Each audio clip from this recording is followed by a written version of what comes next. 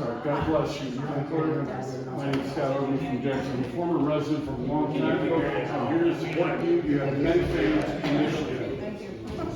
Thank you.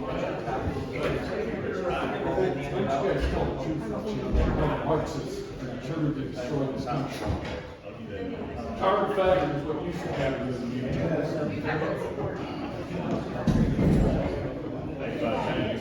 At 7:30, the meeting started. Thank you all for God bless the coming. Township Clerk. I've asked Pastor Joseph Tassel, he goes by Joe, he's the new pastor at the First Baptist Church in North Adams, to have prayer for us, and he does have just a little bit else he would like to present. So Pastor Tassel, you have the floor. After he is through, he'll stand and say the pledge. The psalmist wrote in Psalm 139, Lord, you have searched me and known me. You know when I sit down and when I stand up. You understand my thoughts from far away. You observe my travels and my rest. You are aware of all my ways. Before a word is on my tongue, you know all about it, Lord. You have encircled me. You have placed your hand on me. This wondrous knowledge is beyond me. It is lofty. I am unable to reach it. Please bow with me as we go before the Lord in prayer. Lord God, we acknowledge this evening that you are the Lord of all creation. And yet, even as we have read here in your word, the Lord of all creation is not a distant God. You are a personal God. You know us, each one of us personally. You know our thoughts from afar. You know a word that is on our mouth even before we speak it. And so we acknowledge that this evening, Father, as this meeting gets underway. Everything that is said is heard by you.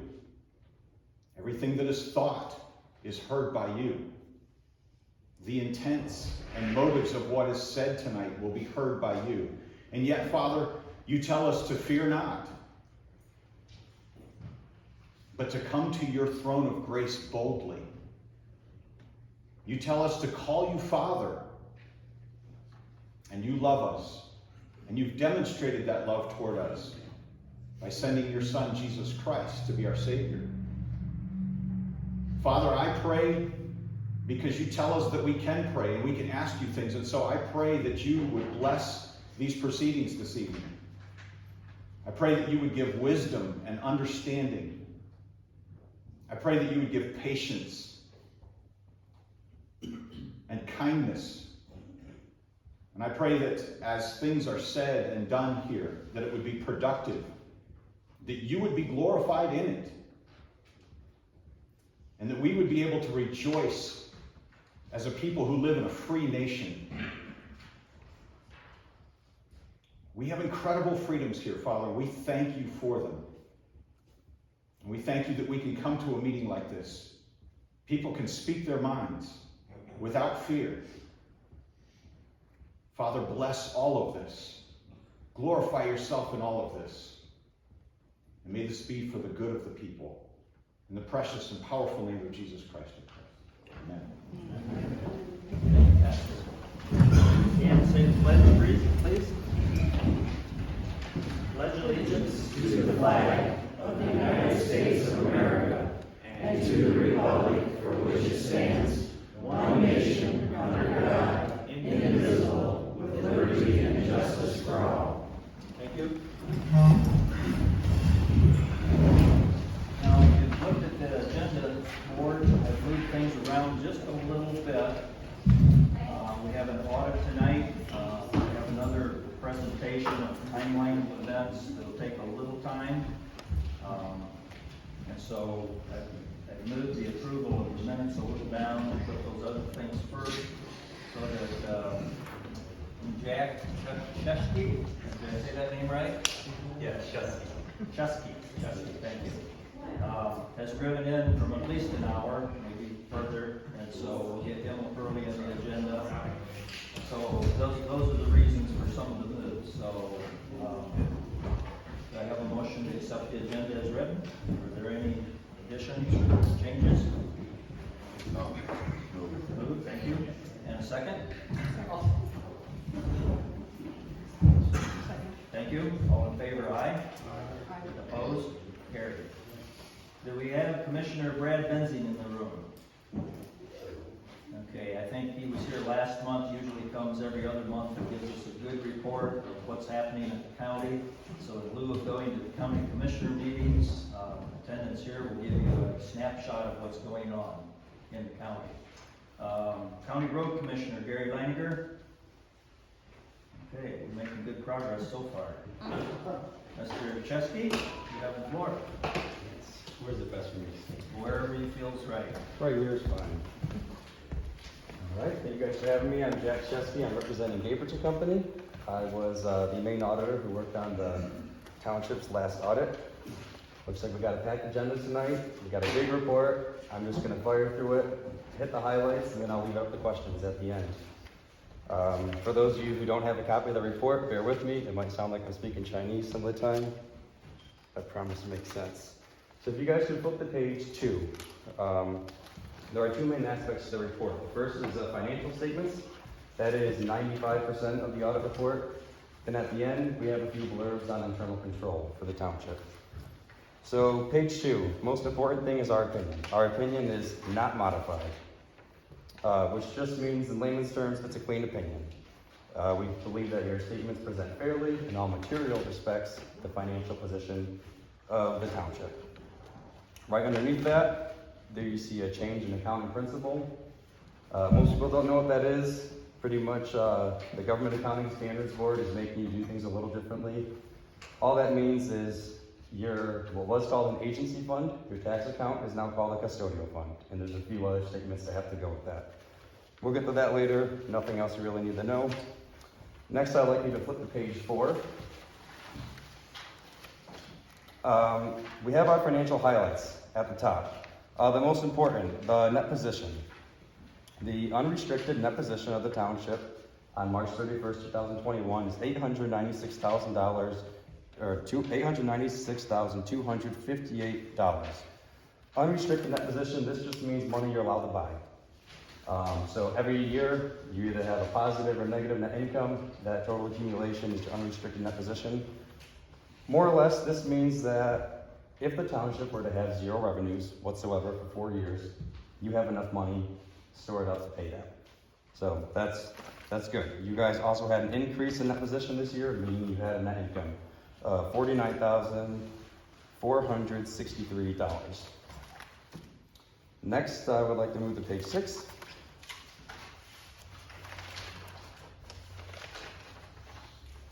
So right here, we see the actual statement of net position for the township. This is your balance sheet, more or less. The only really important item on here is your cash. Your cash did increase this year. The cash increased by $62,000 for the township. There is a due from other governments amount, and you see a little note on the bottom that says restated. We made one restatement to the prior auditor's books. I'll get to that later, but that's what that means. We can flip to the next page, page 7. This is changes in that position statement, which in layman's terms is your income statement. This shows all the revenues and expenses for the township during the fiscal year. And as I said earlier, the township made $49,573. So about $50,000. That's good. Anytime you're positive, anytime you have more revenues than expenditures, that's what we want to see. It is lower than it was last year, and that looks like you did a little bit more road work this year. So that's the main reason. Next, we will flip forward a little bit more. We'll go through the notes to page 16.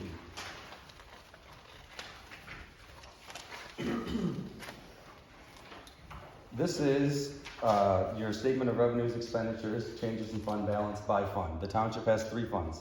There's the general fund, that's the main one. There's the cemetery fund, much smaller, that just runs the cemetery operations. And then the tax fund, which just collects your taxes and distributes them out. The main highlight is the general fund. The general fund had $62,623 more dollars in revenues than expenses. Again, that's positive, that's good, that's what we want to see. So we'll flip forward to page 19. This is that funny thing that the state's making us do now with the custodial fund. This is a financial statement that you haven't had on any other audit report, but now you will have it from here going forward. Page 18 as well, you'll see there's a balance sheet with nothing on it for the tax fund. It looks a little funny. That is just because all tax fund money belongs to the general fund. So that's why that statement's there. It's not incorrect. It just looks a little funny. This taxes collected for other governments, the $1,748,482, that is all the money that went through the tax fund and got transferred back out to all the entities that you residents pay your taxes to, the school districts, the county, all that. So next, let's jump forward to page 27.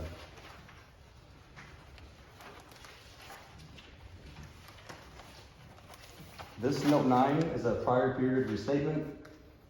Some people wonder what that is. All that means is we made an adjustment to your books as of 2 years ago, so the prior auditor's audit.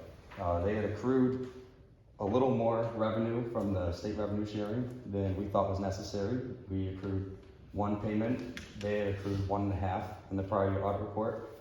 So all this is just an adjustment to your beginning fund balance, pretty much. It's no big deal.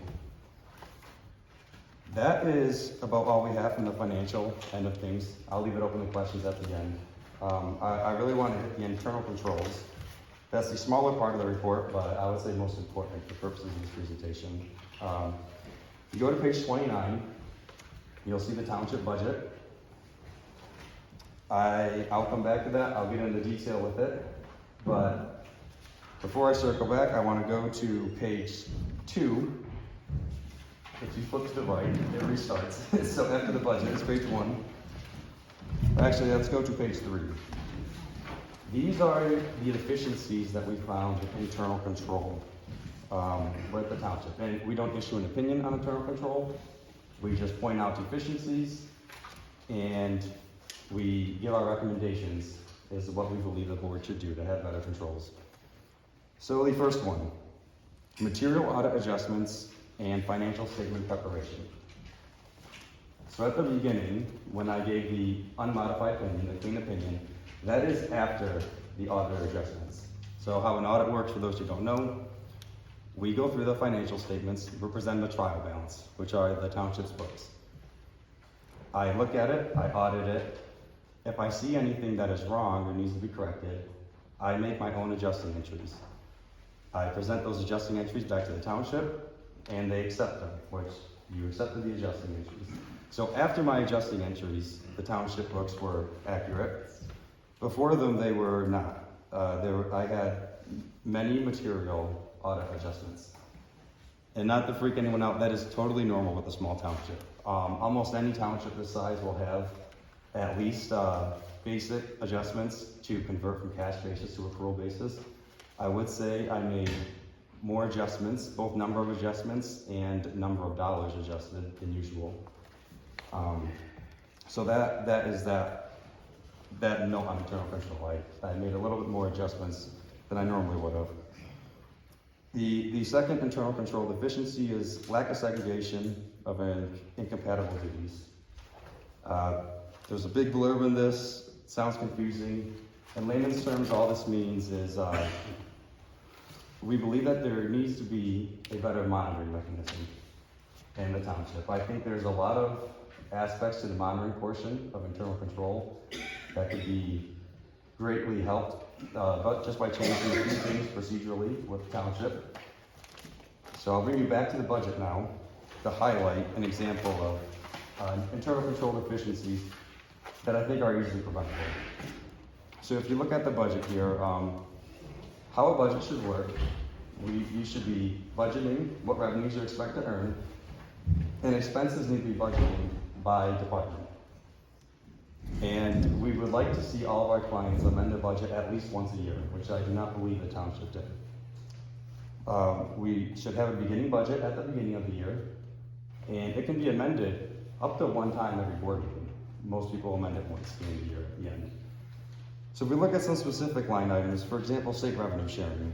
You had $185,000 in state revenue sharing. This is where the state reimburses for state sales tax, pretty much. That and property taxes are about the most predictable revenues you'll have as a township, and also the largest revenues that a township will have. The state revenue received was $185,000, which is consistent with most years. There were $15,000 budgeted. This is something that we would like to be monitored a little more closely. We would ideally like to have budget to actual reports every single board meeting. So for example, with the state revenue sharing, I believe your first payment, there are 6 payments in total during the fiscal year. I believe the first payment was more than $15,000. So if we had been monitoring the financial position, the budgets on a monthly basis, we would have seen right away, okay, we have 5 more payments. We already have more than we budgeted for. We should amend the budget. That's just a basic example. And as you see the expenditures, there's a couple line items similar. In general, there were much less revenues budgeted than were actually received. There were many more expenditures budgeted than were actually spent. And while this will prevent you from getting a letter from the state, it's not the best monitoring mechanism for the township position. We would like to see the budgets as close to actual as possible. So, tying this all together, there are 3 reports we would like to see presented at every single board meeting. Number 1 would be a monthly budget to actual statement. So every month, we should have the budgets, budgeted revenues, budgeted expenditures, and then the actuals. That way the board can see how they're doing with the budget. For example, with the SRS payments I mentioned earlier, that would be something that a monthly budget to actual report would have helped significantly with, because you all would have noticed on the spot, like, we have to budget more for this. We already received more, and we still have 5 payments left here in the year. The second report is bank reconciliations. Bank reconciliations should be prepared for every bank account every month within 30 days of the month end. Whoever prepares the bank reconciliations should sign and date when they are prepared, and then have somebody else look. And this would be Stephanie and Pat, as you are the treasurer and clerk. One of you should be preparing the reconciliations. The other one should be reviewing them in a timely manner. And then those will be presented to the board, and the board will be the third check, looking over the bank reconciliations the treasurer and clerk made. What does it mean to prepare them? To prepare a bank reconciliation, so for example, that would mean if you write a $100,000 check out of an account, and the person you wrote it to hasn't cashed it yet, on your books would be $100,000 less than what the bank actually shows. The reconciliation does that, and Pat did prepare bank reconciliations for me, but none of her bank reconciliations tied to Stephanie's books. And the general gist of the internal controls is we want the treasurer and the clerk to be on the same page. We need the treasurer and the clerk to be reviewing each other's work. And if you guys are on the same page, you present to the trustees, the supervisor, and they verify your work. And most of these problems would be greatly assisted. This is our biggest recommendation. We recommend that the township upgrade to a different accounting software. I've had conversations with Stephanie. Right now, the township is using Pontum Solutions. And Pontum Solutions is, simply put, it's just not a software we recommend for governmental accounting. It's not very user-friendly. It's a little outdated. I don't believe they even make Excel reports. It would be very difficult for Stephanie to keep track of the books using Pontum. We've been, as a blanket recommendation, recommending to all of our clients that they upgrade to BSNA. BSNA is by far the most superior governmental accounting software. Many of these checks and balances that I'm recommending can be done in real time on BSNA. We would like bank reconciliations to be system generated. So whoever it is, whether it be Pat or Stephanie, will use BSNA to prepare bank reconciliations. Then those can be reviewed and the board can review those at the minutes. BSNA will also prepare balance sheet reports, which should be showed at every board meeting. So we can see all of the assets and all the liabilities of the township on a monthly basis. We'd like to see that reviewed. Right now, I believe just the cash is shown. Sorry, what did you call it again? Balance sheet. The balance sheet report, yes. and then the bank reconciliations, which are similar to what I believe the treasurer presents already. The treasurer shows the cash balances, but we'd like to take it one step further, show the bank reconciliations with approval, and the board can monitor them. And it's normal for small townships to have the treasurer and clerk do separate duties, but we would like those to eventually tie back together anyway. It's just hard if you don't know what the other's doing, to have your books on the same plane. So tax reconciliations were correct, but they didn't tie to the books, and that's just because a lack of communication and dealing with the software that I think is, I would say, less than beneficial right now for what is going on with the township. I recommend upgrade to BSNA. And yeah, BSNA will fix a lot of these problems. Those monthly budget to actual reports, those sound intimidating. BSNA will do those right away. I believe even QuickBooks would do those. We're not necessarily recommending QuickBooks, but I believe that Ponton is probably one of the most difficult softwares for governmental accounting in Michigan to use. It's not super user friendly. And I believe that is it for the internal controls. I'll leave it up to questions. You guys can also look through the report a little bit if you want. I know I kind of flew through it. It's a 35-page report. Are there any big questions either from the board or the residents?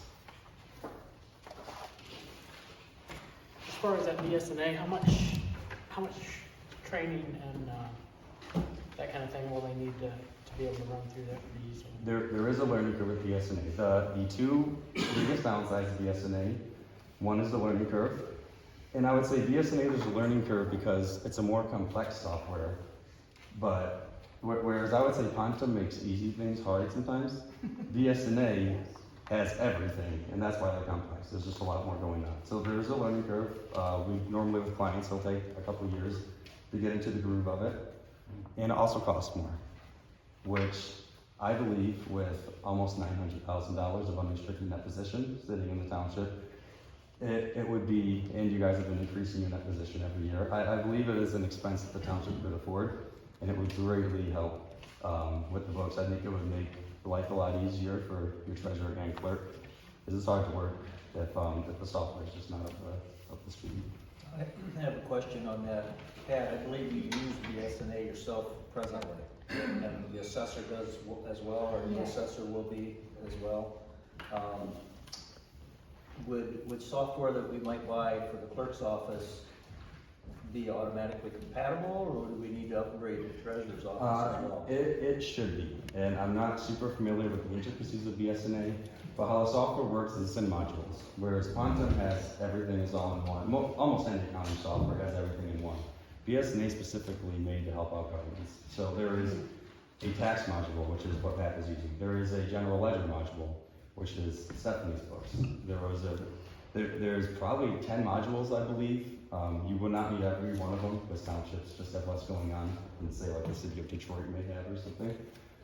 But there would be at least probably 3 or 4 modules that would all be separate softwares and work independently of each other. I believe it would help the treasurer and clerk sync up the work a lot better. Now, we have a pretty good computer guy at the county, I believe. Would you work with them and our township in choosing the right one? How would that go down? In choosing the correct software? Yes. Well, we just make our recommendation, which is BSNA. Outside of that, there's not a whole lot of nuance to picking it out, and there's only one type of, it will just be the literal modules that you need. They also, I obviously don't use BSNA from a managerial standpoint, I'm just the auditor, but I find that my clients have positive reviews of their support team. They're normally very good at, if you have software questions. If you have accounting questions, you can come to us, we'll help with those. If you have software questions, BSNA is known for having a very good support team. Very good. So Pat, do you know then, has Dave assisted us, Dave Holcomb at the county level assisted us in buying software before? No? No, okay. So you use treasurer and I'm sure we clerk, probably with the board's approval, could get what you needed, you believe? Okay, great. So the reason we brought you in here is because we struggled with the budget in March with a crazy contingency fund and balance forward. Can you speak to the board on that at all as to? Yes, what you I can found talk about or- that. So it is not on the budget in these statements. There is a line item in the budget called contingency. It seemingly doesn't follow the rest of the budget. There is a large revenue called contingency. I believe this line item was $719,000 for this year. So if we were to put it on the budget, it would literally say budgeted revenue contingency, $719,000. Actual revenue is zero. In other words, there's no need for it to be on the budget. I did have conversations with Stephanie and Pat. No one seems to know what that number is. To us, it looks like in the past it may have just been that unrestricted fund balance is a contingency. From a practical perspective, we didn't include it on because it almost looks like a fluke, but we don't want to see large contingencies. I believe there are more revenues budgeted in that one contingency line than all the other revenues put together. And that's something that the board making the budget will go through. I don't know the exact budget process the board is currently using, but that would be something that right away you would say, okay, we are not gonna have a random $720,000 of contingency revenues. You can just take it off altogether. It's not real money. It doesn't exist. It can be simply taken off as long as the board votes for it. And the same with every other line on the budget. As long as the board does an official amendment to the budget, anything can be changed. Now, when I reached out to MTA about that, and I was thinking we had a little less than $500,000 in contingencies, about 400 and some thousand, but 500 plus. 500 plus. Okay. Prior to our vote. They thought too that was high, unless we were anticipating a large project such as a bridge or something like that. You know, we were gonna have quite an expenditure. They suggested an offhand figure of like 20,000 or something. Yeah, and we do see a contingency line items in a lot of clients, and it is, like you said, it's normally a more reasonable number, I guess I would say. 5,000, 10,000, maybe even up to 20. Because it essentially is a miscellaneous revenue. We wouldn't want to see a contingency that is nearly all of your unrestricted net position. Because that, if I were the state and looking at it, in their eyes, that would just mean that the township's not actually budgeting based on their real anticipated revenues and expenditures, but just plugging in a number that would be an overall blanket to cover everything that could possibly happen. And that's not the purpose of a budget, I would say. And that's why we omitted it. And it looks like Bailey Hotshire, your previous auditors, also omitted that from the budget. I don't know if there were conversations about what to do with it, but yeah, we do recommend that on top of having the monthly budget meetings, that you do just vote that off the budget, as it shouldn't be there in the first place, as well as amending some of the other budgeted numbers. Did you look at our budget for next year? Or we never looked at it? I do not have it in front of me. I believe I have your proposed budget. I do not have it in front of me. Because we did remove that and we did adjust the state revenue to what the government. Yes, and that's a great start. Again, you're not going to nail the budget on the first try. But what we don't want to do is just put numbers in that would be unachievable to avoid a letter from the state.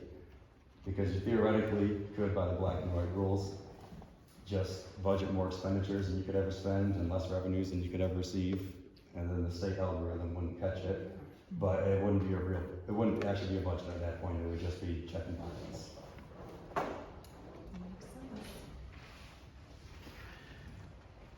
Are there any other questions? Yes, sir. In passing, you mentioned cash or accrual. I assume these are all accrual? Yes, these are accrual basis statements. The township prepares their books on a cash basis, which is common for smaller governmental units. And normally the auditor proposes the accrual adjustments to make it. So that's why I wanted to highlight, when we have that as a deficiency, that will normally be a deficiency in every audit for every year. But I did want to highlight that for this particular audit, it was a little more adjustments than normal. I had more adjustments outside of the basic converting to accrual basis. Yes, sir. How would a member of the general public get access to that report? These reports are actually all publicly available on the State of Michigan website.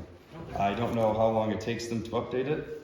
We've probably all checked the state website for one reason or another, but there is a documents page where you can search for any governmental entity in the entire state. You could look up any city, any county, any township, any village, and you can pull up their audit report for every year that it was filed. So this is all public record. Everybody can see this. Somebody in Tallahassee, Florida could find the audit report right now and look at it. Yes, ma'am. How long have we been using this? Yeah, I think 20 plus years, 18 years or something like that. Is this the first time it's ever been suggested to Yes. change? Yes? Okay. And then Jack, you mentioned, so I've got a whole list of adjustments to make to try Of to course. get this to balance out. Do we still have to amend anything for last year? Or just the adjustments that? So there's you'll a make, table? you'll make those adjustments as of 3/31/2021. So once you make my adjustments, they will tie exactly to this audit report, and you know that for sure you have a clean slate going through last fiscal year. So no amendments needed for last year. Yeah, and that's the plan. As long as the adjustments are made, then your books will be totally clean as of March 31st, 2021. And every year, you're gonna, like I said, you're gonna have some adjustments every year. That's normally what the auditor's here for. But yeah, those will be nice, and I believe that Stephanie and I are gonna meet and go over what entries to make. Hopefully, Ponta makes it easy on us. No worries about it.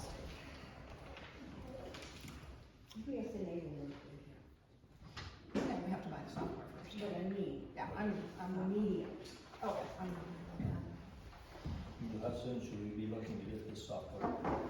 I guess they put it in effect for next year, wouldn't you say? Or there's Yeah, no, there's no I was- reason to do it now, is there? I would say to get it soon. I can actually check back with our principal, the review of the audit report, and see his recommendation on that. We have seen some clients make the switch mid-year and go through a training. They convert everything.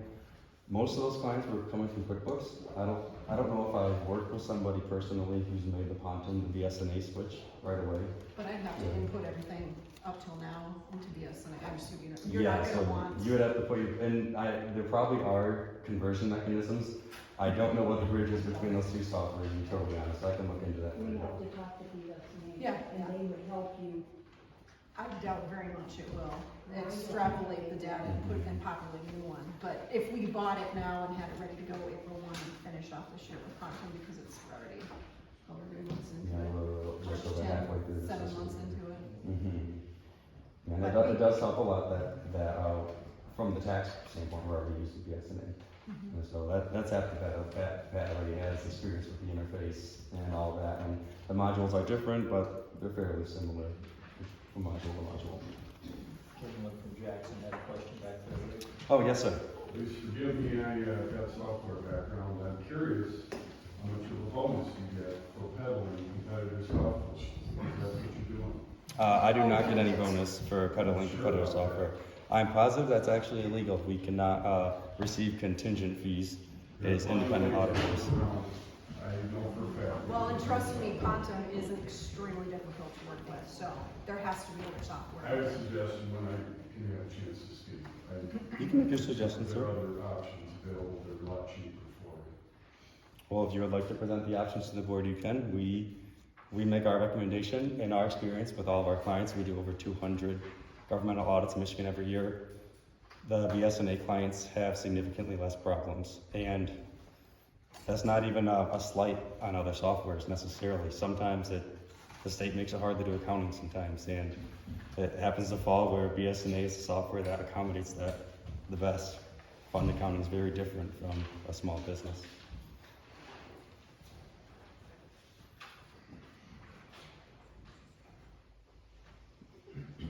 Are there any other questions from the board or the public? Not for me. All right, I appreciate you all for having me. Thank you. I'll get out of your hair. Sounds like we have a pretty packed agenda tonight. Thank you for that. Pleasure working with you. Thanks, Jack. Thank you. Next up, we have Mr. Beach, Village President Richard Beach called me today and would like to present us with the contract a little early this year so that we have plenty of time to look it over. So you have the floor. Not early. In years gone by, this is when it was proposed that we review the contract, so we have a few months to chew the fat between us to discuss what we want to do or change or implement. contract this year basically is not changing from the contract we've had for the last 2 years. We just left it as same. You can go back and read through it. And spell checking, I found a couple,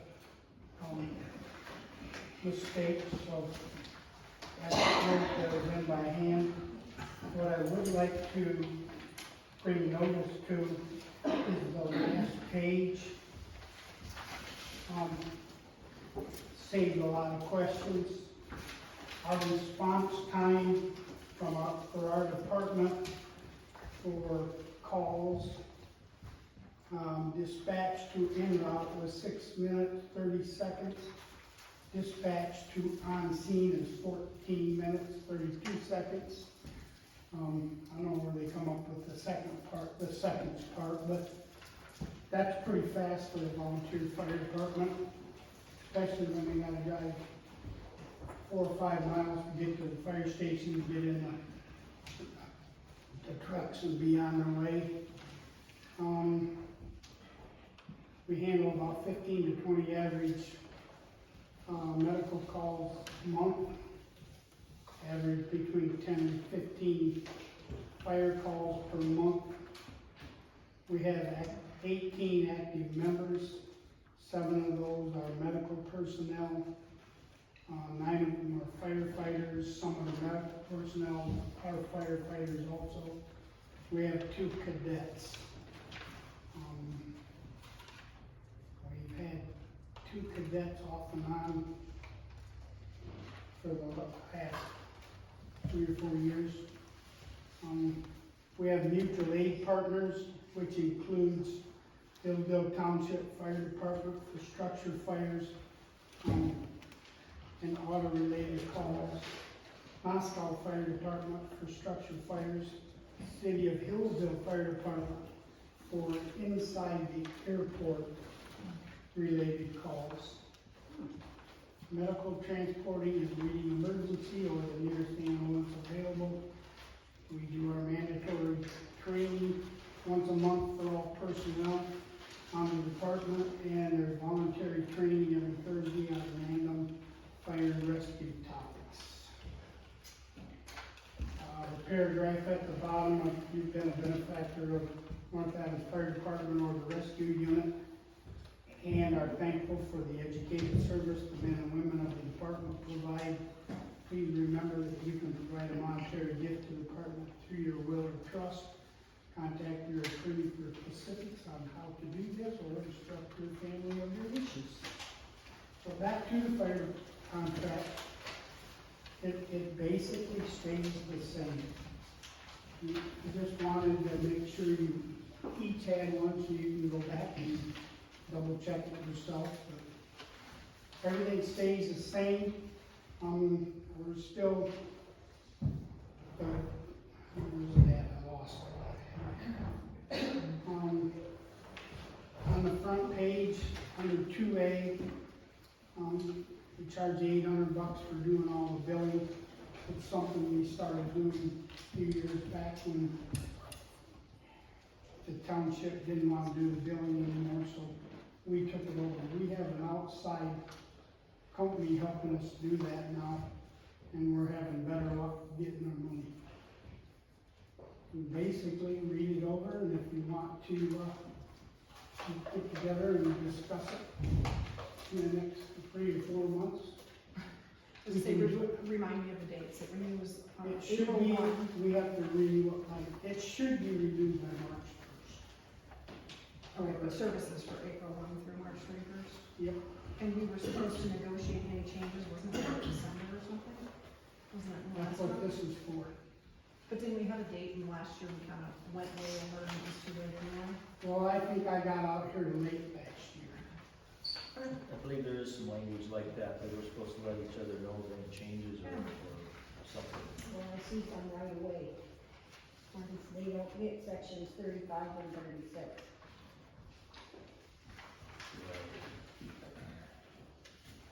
Yeah, you did get that 35 and 36. Yes. And that is something that we're gonna wanna look Because at since, Jefferson Township was taking some of the western part of the Right. township, Southwest, southeastern, correct? southwestern. Well, we did talk about that last year, and no action was taken because we were still under contract with you Right. for one thing. So that's something that if we're going to make any changes, needs to be considered pretty quickly. The other thing is that this is language that had been right along, and Pittsburgh Jefferson at the time was in Pittsburgh, and perhaps that's the biggest reason why those sections were given to them. They're not at that location right now, since they've moved in their new fire department. So we're probably gonna wanna take that in consideration. And as I recall, some prior conversation with Dallas on that. I don't know if you were privy to that or not. They felt like they could provide pretty good response time to those townships. So maybe you folks wanna talk about that and see. We've discussed that. Yeah, you feel like that yours would be just as advantageous as Jefferson? Well, why don't we, I was say, why don't we table this and review it, and come up with a list So of those questions are and some time. things that we're gonna wanna look at, and then check this language to make sure if it does say that we need to be, advising of any changes like in December. Three months prior, it's number 10, 3 so we have to be by January 1st. Yeah, I was thinking there was. Another question I had, Rick, or clarification basically, because the mutual aid isn't, that doesn't mean that you never have any other departments assist, is that correct? Correct. Mutual aid is, the way I understand it, is it's county-wide. If we need them and they get timed out or we request them, we always. But you have a specific agreement with Moscow and Hillsdale? Moscow gets called out on structure fire from 911 immediately, Okay, along with Hillsdale Fire Department. And there's a line somewhere in the middle of the township where it goes to Moscow or it goes to Hillsdale. And then the city only responds to the airport. So I'm gonna suggest as a board, we review this, invite you back next month. And if we're gonna accept it, we have to do that next board meeting, unless we review it as Well, you haven't until, January 1. January 1 if we're gonna change. well, yeah. So it should be discussed in December. correct. So be thinking about that, we'll look this over, and appreciate you getting this in, Richard. Thank you. Yeah, I gotta excuse myself, I gotta go babysit a granddaughter. Thank you again. Thank you. Thank you, Rick. Okay, I have some notes here on moving on to the next section on elections. Kind of an overview of the timeline of events, about issues that have perhaps been controversial, maybe misunderstood.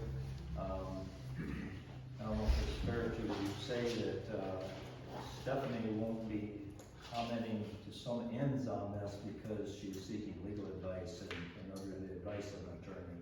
So if she doesn't answer something, it could be for that reason. And we get ready for questions. So regarding the state's action, the county's action, how the township has responded to what's transpired. Just want to go kind of through this timeline. This won't necessarily answer all questions. And I don't mean to make misstatements here, but this is to the best as I can relate this. So at the last board meeting, which was held on Monday, the 11th of October, the clerk made a presentation to the board about elections concerns.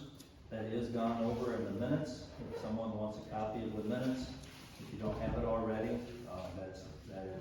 has a summary of it. And we'll be addressing the minutes to see if there's any corrections to it in a little bit.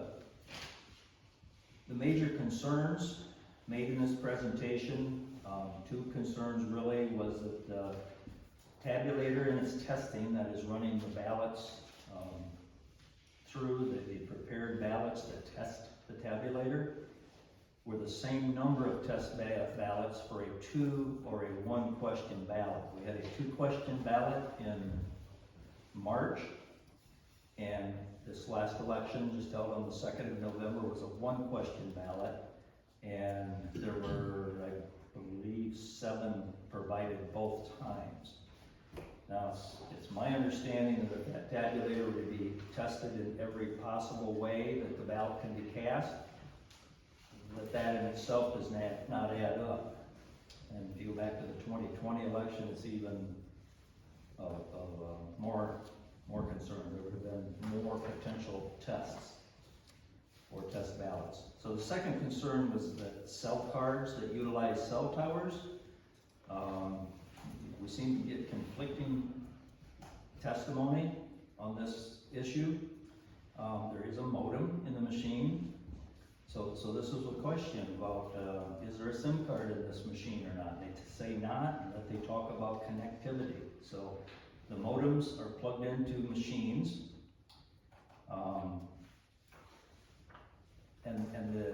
There has been a request from the county for upgrade to 5G modem.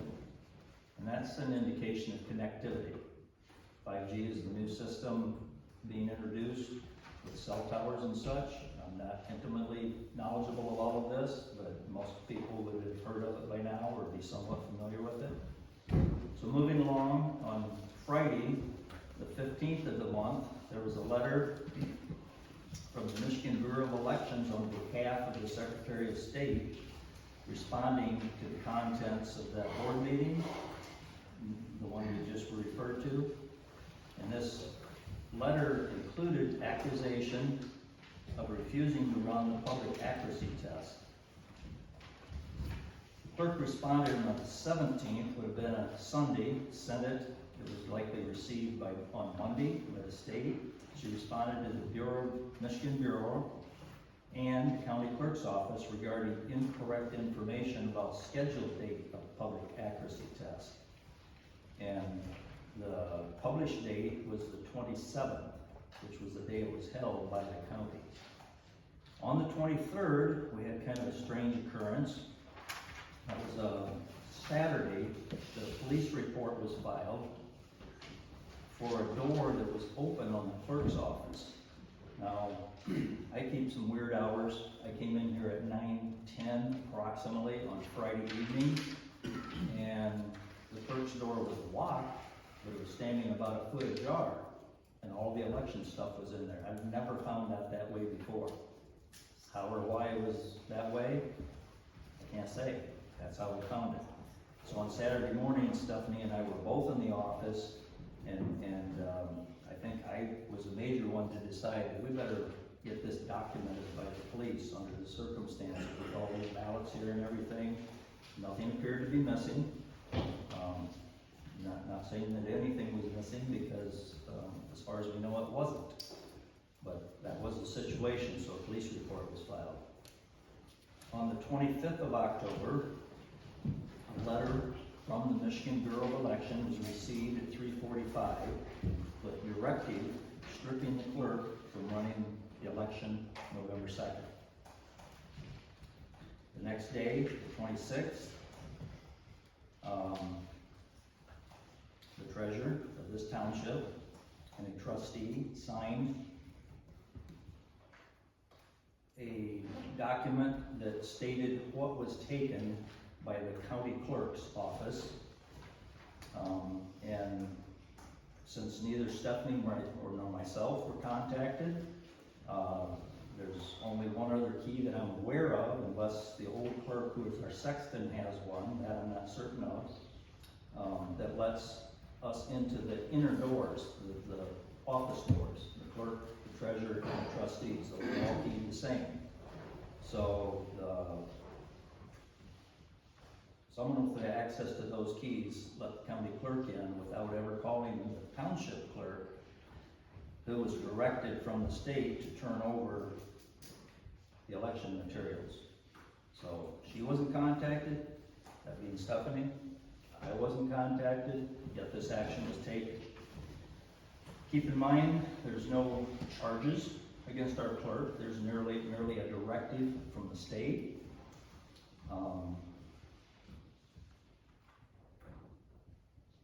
And again, I was not contacted. I had received copies of some of the correspondence, perhaps all of it, from the state or the county clerk's office. But so did other board members, I think, receive all of those copies. So this transpired that the county clerk came in to confiscate the election materials and equipment needed to run the November 2nd auction, less than 24 hours after our township clerk was notified. On the 26th, which is still the same day later, the county clerk emailed our clerk, the township clerk, demanding the tablet portion of the equipment by 8 a.m. the next day. Our township clerk responded that she was consulting an attorney. Keep in mind, there's no court order, there's no charges, there's simply directives from the state and the county indicating that they're following these directives. So our township clerk responded that she was consulting an attorney and would respond to this as soon as possible. She responded that same evening, and she would respond as soon as possible, but this is the point, because of what's happened, she's operating with an attorney involved. So the next day, the 27th, the county clerk, and some of you, many of you were in attendance at this, performed the public accuracy test on the county equipment that was done without the modem plugged in. Many of us are witness to that. On the 29th, we should be at a Friday now. State police called me early in the morning, or relatively early, and I met them up at the office here. They did not have a warrant at that point. They wanted to ask some questions. They received a warrant from a local judge, and at 2 o'clock, they had that warrant in their possession and showed it to me. And so I cooperated, Stephanie cooperated. Once we knew that they had a warrant, she was en route with the key to open, and then Pat showed up and had a key to the file cabinet where this component was, the tabulator that the county did not have in their possession yet. And the state police took that and have that, they should have that in their possession. Should be in safekeeping. And then on the 2nd, the election was performed at the township utilizing township's election equipment, but not our tabulator because part of it's with the state police now. So they used their own, or who's ever, I'm not sure. Abe Dane was the deputy clerk in charge of this. The basement door, which houses, downstairs we house old election ballots. That was unlocked all day. But the side door was locked, and I had a sign out there that they had to come in this door for election. This door right here? That's right. Okay. They could not come in front of our, between our offices. Okay, thank you for sharing that. That I did not know that, so thank you. I came in that side door, that was not locked. I had just come in. That would have been about close of election time when you were here then, yes. I don't recall if you were here before we were, but if you say you were. No, you were here before I was. Okay, well, I also entered that door, so they must have unlocked it from the inside. Well, they may have, but I had a sign out there that they Okay. went in or they went up to this door. And I don't recall seeing it at that point in time, so again, thank you for that input. So they performed the election, but the basement door was left open with access so Abe could get what he needed down there. It wasn't open. Well, correct, left unlocked. Right. How did you know it was unlocked? I guess we checked when we were here and questioned. Abe admitted it, and I filmed it. At the end of the night, the deputy county clerk took ballots, AB ballots, AB envelopes and AB ballots from the November 2020 election. And I have no knowledge, I have not seen in any directive from the state nor the county that was to be done. If you look at what the state has said Stephanie is prohibited from doing, she could look at those ballots still, that's not a line item in that. To the best of my knowledge. So it appears, my way of thinking, that Abe took that up on himself to take those ballots. So, and in addition, seal was broken on the canvas approved bag, and they switched out ballots that were housed in that bag from the March 2020 election in order to use the bag, so.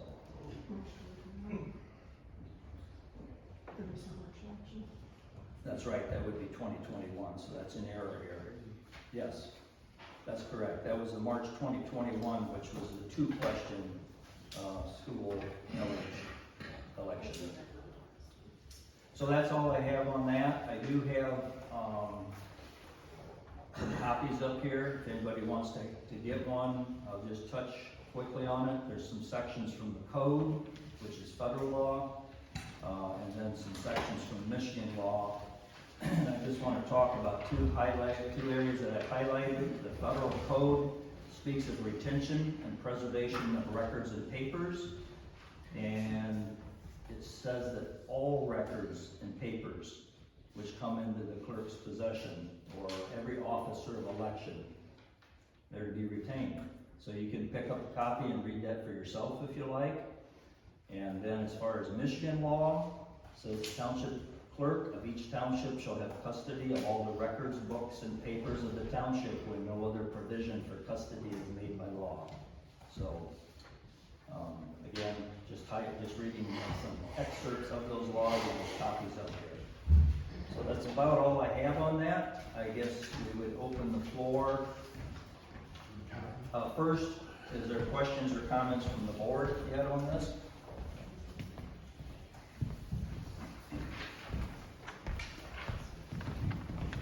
Hearing none, we'll move on to any questions or comments from the audience. And at this point in time, if you could keep it on this topic only, questions. And again, Stephanie may or may not be able to answer anything, and the rest of us may or may not know. Is Margaret going to have another public comment after this? Yes, there'll actually be two. So if you got something on another issue, if you would just hold it. We'll have one next after this. Open the floor for other comments, and then at the end of the meeting, we'll have another public comment time available. Any comments or questions? Janice? Yes, ma'am. Why, when you were asked to turn over the machine and you didn't turn it over, then the parts were missing? Why weren't those parts turned over? You had several days there, those parts could have been turned over. I don't That's believe. question one. Okay. Question two is why have you let everybody know that we had a safe place to keep all of our records? I have talked to more people in this township since the election, and they didn't even know this place had a basement. That's a good thing. But now, everybody all over the United States knows that we have a basement. And you even had to take a picture of the door. I don't think that that's real material. For this reason, is that the records, I think, typically would be kept in the town hall, and if someone was to do something of an unscrupulous nature, you know, they would examine other doors if they didn't get what they wanted. Oh, that's generous.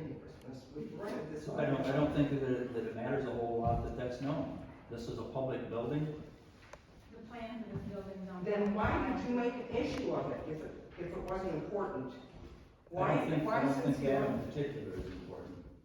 That why should that be kept secret? Why did you make an issue of it at the election? Because Stephanie, There's as nobody. clerk, whoever is the clerk is in charge of this sort of thing. Stephanie had her business removed. And that's another thing along with this election. The last meeting, she said she would go this alone, get her own lawyer. And I hope Adams Township does not pay, and we're gonna have to pay for.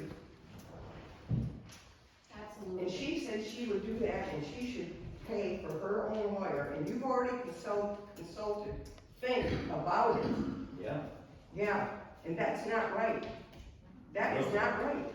That was her doings, not yours. As supervisor of this township, I think it, Not unless the board approves you getting information from the her. supervisor is the chief contact with legal advice, so Well, I if you thought want it to was, hear- I thought it was fitting to reach out to him on this matter. You guys were very, very intimidating the night of the ballots. We were here. We were told, and we knew from going through election, that we were to sit back. You guys were told more than once that you were in the way to get out, and all you did was kept asking questions and intimidating the election officials. And by the time they got the count, you guys was 3 feet away from the election table. She should not even have been up there. He asked Yeah. if you guys had any questions to write them down and take them to the office, and you ended up right up on the, I've got pictures on my phone. Okay, well, they were in charge and they allowed it, so. He I told was you here more as a than spectator once, too. more than twice, I counted at least 4 times you were told to go back in the corner. I didn't want to call that any time. Oh, come on, Mr. Mother. Smith? Listen to your tapes. You guys was taping. I was there. John Smith was taping. You had your little phone out here dancing around. I was a poll watcher. You can't poll watch from a corner, man. Actually, You Mark, can't be on the floor either. You've got to be back in public, That's not and true. you weren't. If he had a problem, he could tell me to move back. He didn't have a problem.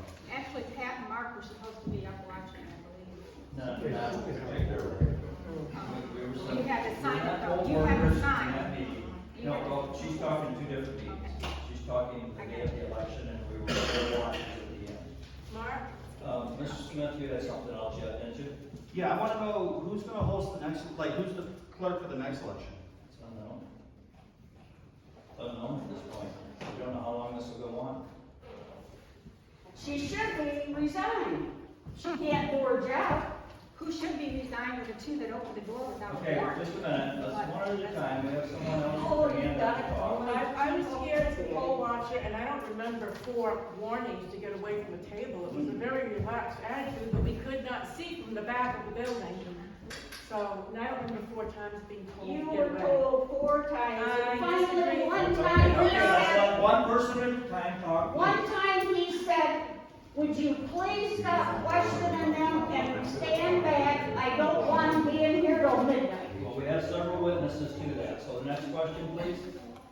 Or comment, sir? I had a couple quick questions. Which Michigan State Police post responded with the warrant? Was it Jackson? Yes, I believe Jackson, that they had a detective along, I believe it was from Lansing. From Lansing? Okay. And They the didn't, sheriff? they didn't have the warrant when they first came. Right, but it was the same post that came down both times? They stayed throughout the day. They stayed throughout the day, same post, okay. Did the sheriff's department respond No, with sir. them? No, sir, and they were No. called. Pardon? And they were called. They were called and Correct. they refused to respond? I called the sheriff. Left a voicemail, Right? 2 voicemails. There was 2 separate numbers. His office number and his personal number. Right. I texted him. He has responded at other times on this text number. I also left some sort of a message at the front desk Okay. with some regard to what it was about. And he hasn't responded? 0 response. Zero response. The judge, that was a Hillsdale County judge? That's correct. That signed off on the warrant? Yes. Okay. And did they, this question goes, am I able to ask? the You question? can ask her. I don't know if she'll be able to answer or not. Do you know by what authority in the Michigan Constitution that Jocelyn Benson cited to remove your authority to run the local election? Did she provide a constitutional law? I'm gonna decline to answer that at this point on. Okay, no, that's all right, that's okay. But The reason is, the letter that was sent out that does cite it. okay, that's all right, that's okay. I have a copy of the last 4 years of election data from the database of the state of Michigan. I am conducting my own independent research using an SQL database and using Access to write the queries to extract the data. And I have deep concerns over this Secretary of State and her motives. And I tell you what, when I get the data extracted and put reports together, I'm mailing them out to various people, various jurisdictions, the media, because they're as corrupt as the politicians, as the big politicians are.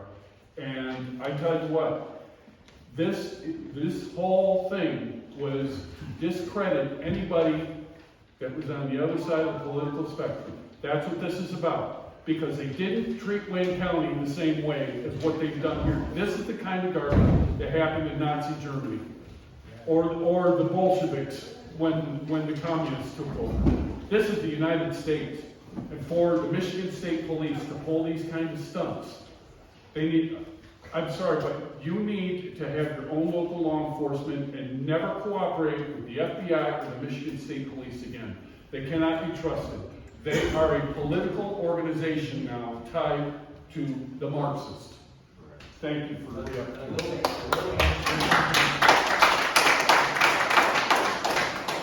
answer that in consulting our township attorney, his reply was that he did not see in the law where the Secretary of State has the authority to do Exactly. And the county clerk followed along with this. As far as I'm concerned, both of them have broken the law. I had laws broken when I ran for mayor of the city of Jackson. We caught the incumbent mayor breaking the law, and nothing was done. And I tell you what, the rule of law doesn't mean anything to too many of these people. And that includes Michigan State Police. They cannot be trusted anymore. People in this room too, though. Pardon? People in the room, some people in the room too. I have a couple comments and a couple questions. If anybody read to that line, if anybody read the Gateway Pundit article, they didn't have all the Adams Township correct, but they did pull up a comparative situation and brought up this Sharika, the Macomb County election official that was indicted of 6 fraudulent election felonies in 2016. They contacted her. 4 have been quietly dropped for the charges, and she's hoping the other 2 will be dropped and that she will rerun for election position this year. She is, yeah. Now, but you take someone who has not yet passed any deadline. She had till the 27th to do the AB, and she had filed her date, but Abe had filed one earlier, I believe, and that may be where some of this mix-up had come in. But she had not yet missed a deadline. And when I asked Abe that last night for the testing, he said she had till the end of December to turn the tabulator in. The end of December. So if they would not have come and gotten her stuff before she had missed any deadlines, that machine and our back tablet would have been here, okay? Number 1. Number 2, I have a couple questions about, and I wanted to say, when they called Mark to come meet him here, the state police lied to him. They told him it was about the previous. They're liars. He told him it was about the previous thing. They wanted to come do a little more data finding on his previous about the open door report. And then when they got here, it was about They the can't be trusted. Don't cooperate anymore with the Michigan State So, Police. number 2, this is directed at Stephanie. I think she can answer it because it's just general questions about elections that I've been kind of digging into and wondering. Where is the records of signatures kept? Are they on any kind of electronic data? For ballots. Yeah, for ballots. On the QBF database. And then in the olden days, there's cards back in the office that are maintained as well. Okay, so they're not on anything electronic, they would be on the actual. No, they are electronic in QBF database. So now So when that we get, went with our ballots. they removed my access from the database, from the state law database. And then number 2, with this last election and all the mass mailings that it went out, and I know a significant portion of mass mailings will return to the Secretary of State. What happened with those? Is there a way to clear those from the election rolls? Could you clarify the mass mailings? Who did those come from? Who did the mailings? Secretary of State? Okay. So if they were undeliverable, and they went back to Secretary of State, assuming that meant there was no longer an address or a person living there or something, was there any effort made to clean those voter rolls or clean those names or addresses? Or do they just plan to send them all out to the same people again next time, knowing that those votes can be used in nefarious ways? I can't speak to that, I don't know. Okay, I did do a little digging and I thought it looked like there was the option of either sending them back to the local precincts to take them off the rolls or them sending them back to the individuals, which if you made that choice, we don't know what's gonna happen there. But, just some questions. Thank you. I have a question, why? Oh, wait, Janice, there's somebody behind you. I just have two quick questions. Who all has keys to the different offices in the building? I have a key that lets me in all the doors and all of the offices. Okay. I believe Stephanie has the same key. Pat has a copy. I do not know, I'm sorry. Michelle has it. Does Michelle still have that copy? Coming in and working on your computer for the cemetery. Michelle is the ex-clerk and is now our sexton, so to speak, manages the I don't cemetery. think she's been in, that I know of. I did not know that, that she was in the So, house. to your knowledge, we have 4 keys. Mm-hmm. Okay. Okay, why do we have, I mean, why aren't they individual keys where you, the supervisor, has the full set and then everybody else has their own key? That would solve a lot of this. And then the other question I have, why are there no cameras in the hallway? Absolutely. I mean, that would solve 100% of it. Is something that's been suggested? No, this is not exactly a common occurrence. I think this sort of thing, to my knowledge, has only come up 2 times in the history of the state, and the other time, by what I read, don't quote me on this, that a clerk's duties were yanked, so to speak, is by court order. You can check that out, see if I'm right or if I'm wrong on that. But Well, as a this is not a common taxpayer- occurrence, and, the hall was built and designed, all in all, I think they did a pretty good job, they just didn't put, any type of security in it. Well, as a taxpayer, I would rather see cameras in the hallway than you guys going for legal advice over BS. I mean, I'm a taxpayer in Adams Township. And I would rather see that than, the whole legal thing. Because Well- attorneys are not cheap. No. And it might be a good idea to have it here, it's something the board can look at. Cameras aren't very expensive. Do other townships have cameras? I wouldn't think most do. They have In them outside. larger communities. Not they really. do. Yeah, that's what I mean, in Hillsborough County. So that's the first. I mean, that is something we can look at going forward. The keys were as they are, they haven't been a real problem to this day. So, can that be changed? Probably, we'd have to look into it and see if that's the board's wishes. Well, as a taxpayer, I'd rather see that than spending the legal fees for, Right, I well, mean, that's- and it might not be a bad idea to do both of those things, but I don't know that would alleviate, consulting an attorney, it may or may not. well, if you have documentation on film, that surely helps out a lot to where you wouldn't have to. Right. Yeah, just one more time. Yeah, why did you take the inside out of that machine? That started this whole thing, but you've been in contact with the state since way last January or February, somewhere earlier, I have all the letters. Have any comment? I have no comment. As a part of taking uphold the Constitution and all laws. Well, you're not- And to date, I have, and the council of attorney, I'm not going to comment on that today. And you did this on your own, the board did not back you, correct? What you said. I'm going to make no comment at this point. She's charged with doing the duties of the election, and, I don't see that she's broken any laws. The statement will be released shortly between me and with my attorney's office. Well, our township is in bad shape, and it's the only township that's going through what we're going through, because somebody's trying to make a guinea pig out of Adams Township. Not being And paper, we know not being exactly sheeple. who it is. Everybody else is sheeple. We've had elections here for years, and we have never had anything like this. And I have run elections. We have several election people here, and we have never had a bad election. We never seen a You school don't election know, like because this. you don't know what the internal balance Okay, are. let me say this.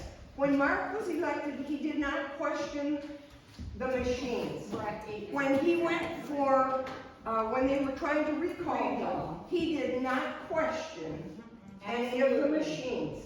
Is it wrong to change your mind? Absolutely. The real question of the machines came into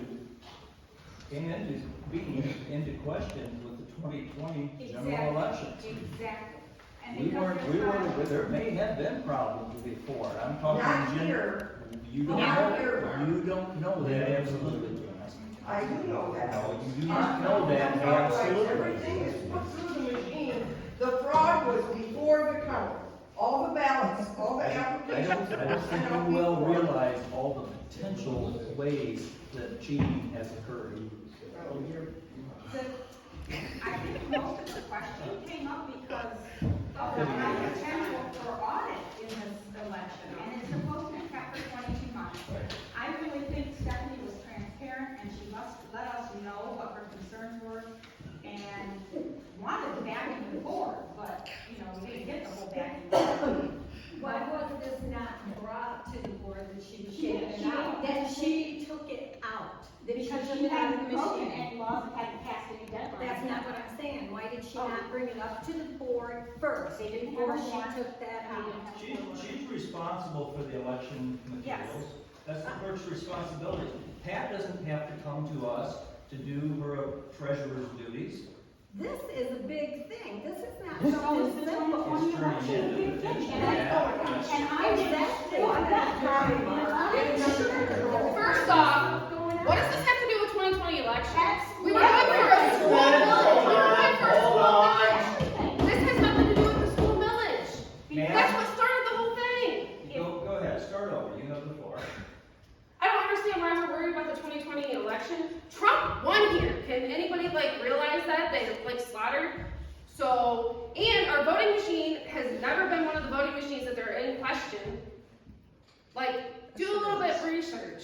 No, it's not. It is. Can you prove to me? You block me on Facebook every time I ask you a question, so, you know. That's because you insult me. If you don't insult me, I'll answer your question. Oh, I asked for proof of your accusation. Proof. There's been no proof. It's all, I think this, I think that, I think. How do you get proof when they come and steal the equipment? Yeah. They didn't come steal it, they come and seize They it because you literally didn't do what came you're and stole supposed to do. She had Oh, yeah, been somebody deadlines. Okay, just a minute, one at a time. I have one more comment on that. The question of audit in the 2020 election, it's supposed to be all data saved till 2022. And if Jan has all the emails and communications, like I have as well, you have seen that Abe requested that all the data be deleted and software be deleted. So this was her question. You may not all know all the stories. So just hold on to your thoughts. I had made a comment early on that I was afraid that the Secretary of State was setting up all the clerks to take the fall when there's no data there when the audits come around. Think about it. And she was the only one to stand up to that. The only one. And further important though that we needed. We needed that school, and you guys wanted that school shut down. Exactly. That is exactly what happened to school. And pay down. Order! You guys wanna rule the fuck. Order! Kenny, order! This was not about school. It was not about the school. You can say that, you can think that, it was not about the school. It was about the school. You can think that. Okay, Other questions, comments? Keeping the brain mentality. Jonathan? Yeah, I haven't met a lot of you. Jonathan Lindsay. I'm running for state senate here in Michigan. I'm not a resident of this township, but I'm running in this district. For the record, if I manage to win, the day after I win, I'll call for audits of my election.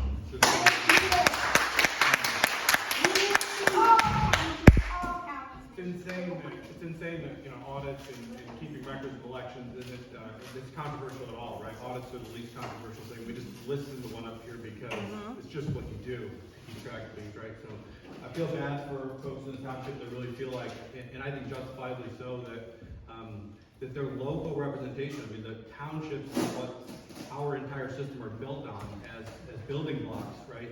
That they feel that their representation is being taken away because elections can't be run by the local clerk, and that's being done in a way, as far as I can tell, you know, maybe there's a time when that's appropriate, there's a mechanism, but what we have is the Secretary of State who came in and is official, we know broke the law in running the last election, and yet she has the power to come and take the local clerk's ability away to run their own elections.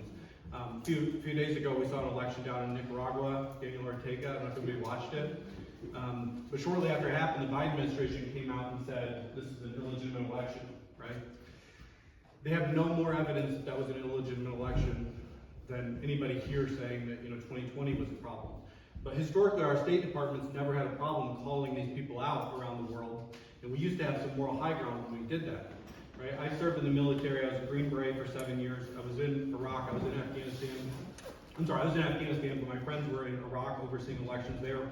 When we require those people to go and do something like dip their fingers in a vat of ink, right, so we can verify that it's one person, one vote, we put our own men and women, their lives on the line to protect the elections in Iraq and Afghanistan. And sorry, Mark, I'll wrap up. But No, you're fine. I think that I think it's a shame, frankly, that we think the people of Iraq deserve the blood of American men and women to secure their elections. And when people here in America step up and say, you know, I've got the same concerns, or I think that our system should be one person, one vote, and that we should have ways to verify that. The system from the top down does the exact same thing that the old Saddam regime did, and that the Ortega regime is doing now, which is they say, don't ask questions.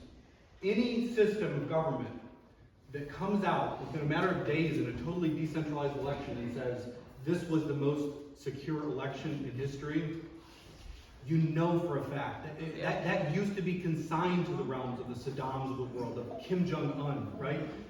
Those were the people that would make that ridiculous of a claim. The most secure election in history. We all knew on its face it's false. So I'm sorry for this township, you know, going through this, but I commend people that are standing up and just, as far as I can tell, trying to do their jobs, not trying to make this as much of a controversy as it is. And I'm sorry that our Secretary of State, you know, totally lawless in her own running of elections, felt the need to come in here and take the power away from the people's representative in running their own elections. So, but thanks for also for having this meeting and being open to discuss it as well.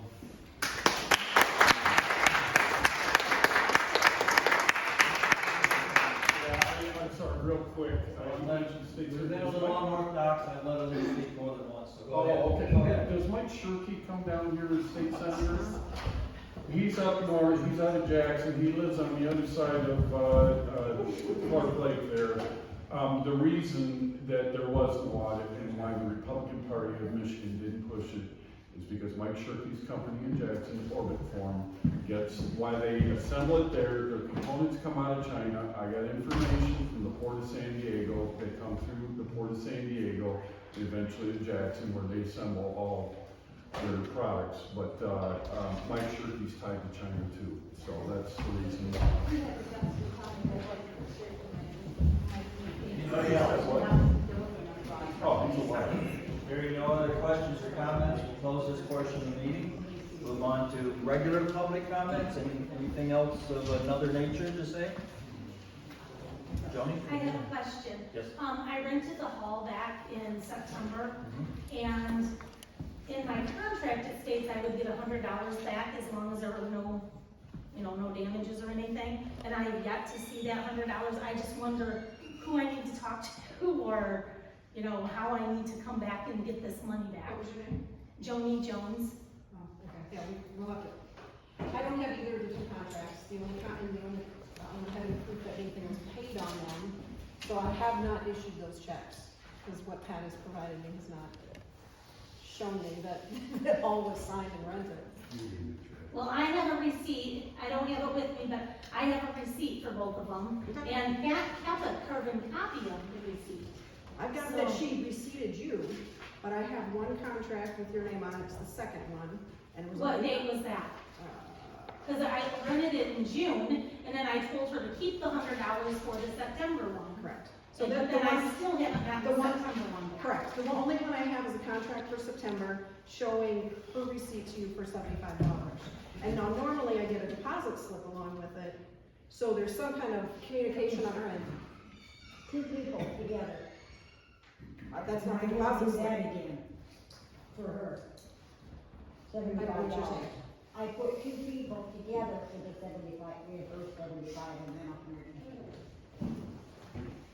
on another deposit slip, I'll have to check that out. And Okay, then, and then there should be another contract too, because I never did refund from the first contract. Right, because I told her just to, when I Yeah, but I called never her. got that first contract, Oh. that's what I'm saying. Okay. We're having some communications on how this rental works, because I have a list from her also with two other ones I don't have contracts for. So I don't have contact names or anything, that's kind of how I need to pay and have her. Okay, I just was wondering when and how I got that one back. Between the two of us. Okay. Johnny, bring your papers and the receipts in to me. Okay. I'll be here Wednesday. If I get, how late? Probably about 2:30. Okay, if I get it out of work in time, I will. Okay. Otherwise, I'll meet you. Okay. Just real quick, Glenn Frobel brought copies, which several of you, I think, got of the county directory that's put up at the clerk's office. They do a fabulous job on that, in my opinion. Really, really nice county resource book. So any other public comment? Yes, John? I just want to clarify, John Lindsay is running from my street seat. That's the seat that he's running from. So I just wanted to clarify that for everybody here. And it's looking pretty certain that he will be our representative should he win. The districts aren't established, but there's another factor. John, do you want to say anything or not at this point? No, I mean, look, it's a redistricting year, so people who are watching this, it's happening in real time. I grew up in Branch County, my roots are here, you know, in Hillsdale Branch area. I live in Jackson right now, just across, you know, so, we'll see what happens. I've also got, you know, most of my history, I've voted in Branch County, lived in Branch County, so, I'm committed to representing people down here in southern Michigan, and I think it's most likely will be in this district, so we'll see what happens with the redistricting. Thank you, Mark. Okay. Other comment? The only comment is, I hope our board did not pay for her legal fees. There's no board vote to deal with an attorney other than our own township attorney that the board voted to deal with. Our board, did they agree to pay for her attorney? I have retained my own counsel. But you're gonna have to pay a fee or just for consulting with him? Look, as a township, we have need to consult on certain things. I mean, if you don't like how the township's run, there's elections, there's other means of changing out board members, so. That's what we.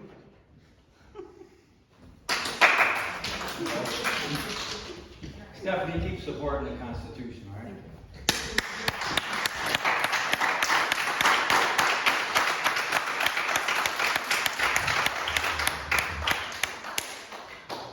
I go along with some of what this board, what they're stating. I'm not Roar, so don't go there. Well, whatever you're for or not. She's from Hillsdale, she's not even from But here. right now. I grew up in North Adams. Mark and Stephanie are for your own agenda. You're not for the township people. You're for your own agenda, and just like they said, the school election. You're How can you say 100% wrong, something? ma'am. How can No, you say I'm something not. wrong? How can you be so mean? How can I be so mean? Any other comments? You Yes. haven't seen me yet, man. You're gonna. Yes, sir. I'm sorry, I should have spoke up earlier, but I can't help myself. This thing This woman was acting as our clerk. As far as I'm concerned, if it comes to a point of supporting her with legal, we should do it. She's our clerk. And what she was doing.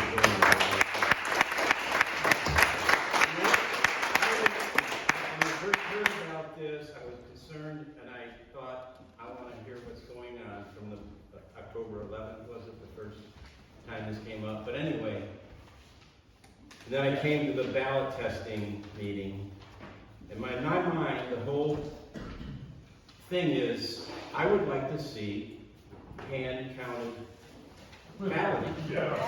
I mean, that's the only reason I'm trying this. So now,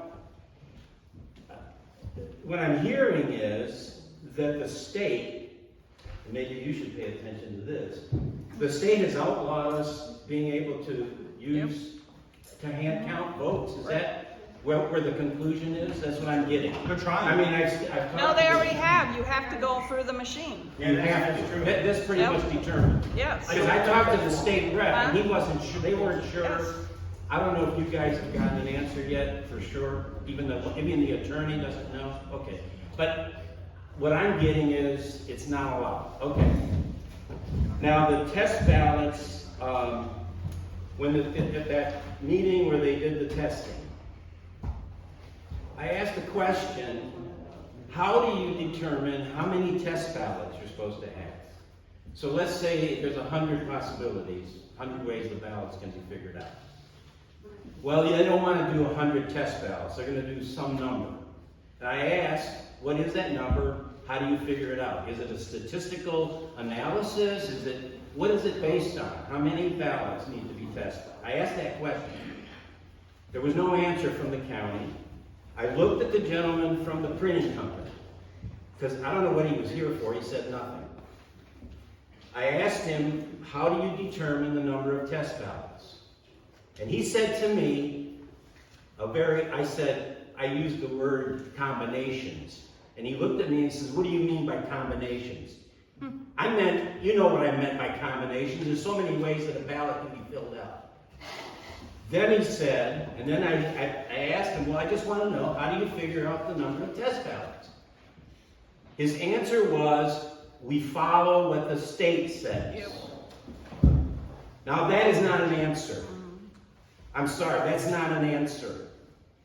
If you have 100 possibilities, how many need to be tested? Is there a statistical, just like when they do polls, they don't poll everybody.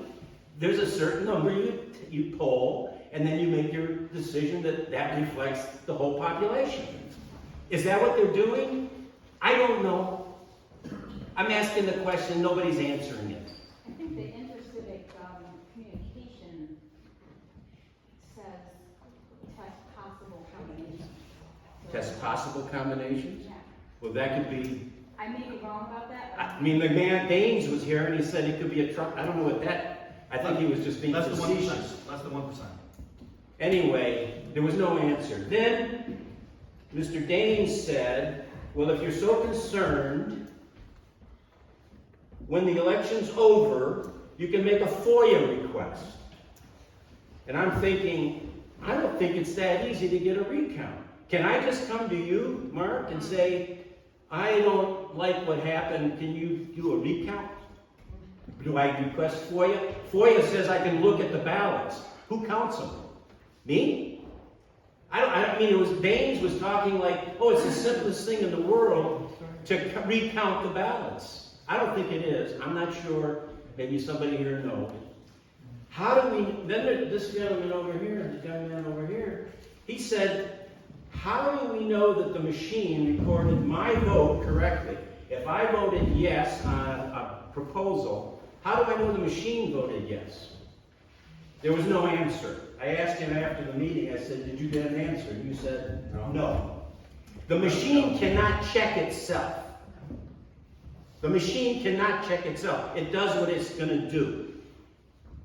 The only way the machine is checked is by a hand count of the ballots. Yep. That's it. And our clerk has a right to do that. She can go to the basement and count every single ballot, That's fine, let me finish and then, let me finish. Then we asked about communication. They insist that there's one-way communication, and I've heard, I don't know from how many people, that's just not true, that it can be both ways if you know how to do it.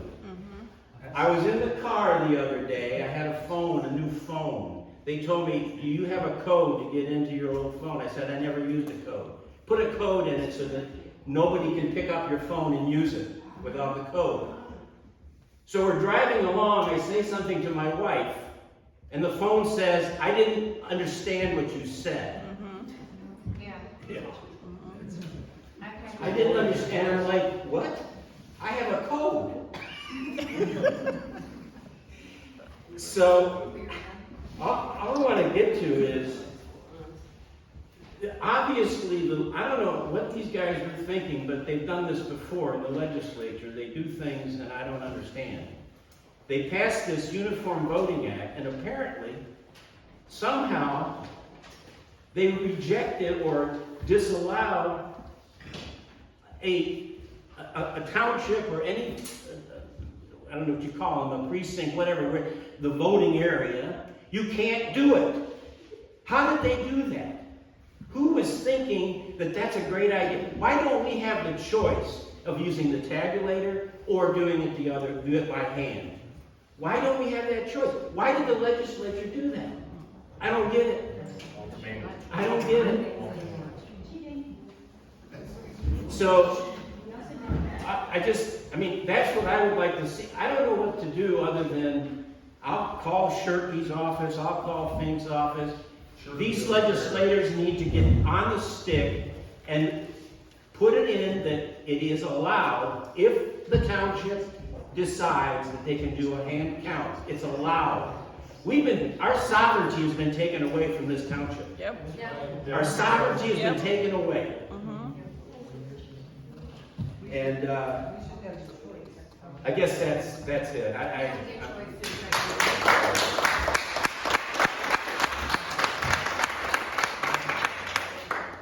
Well, isn't there an error, Pat, for hand counting it too? So do it both. Hand count it and do that. And if we're talking about the 2020 re-election, wasn't our bond on there that we missed by 4 for the school? So yeah, let's recount it and see if we can get our 4 bond back for the school then.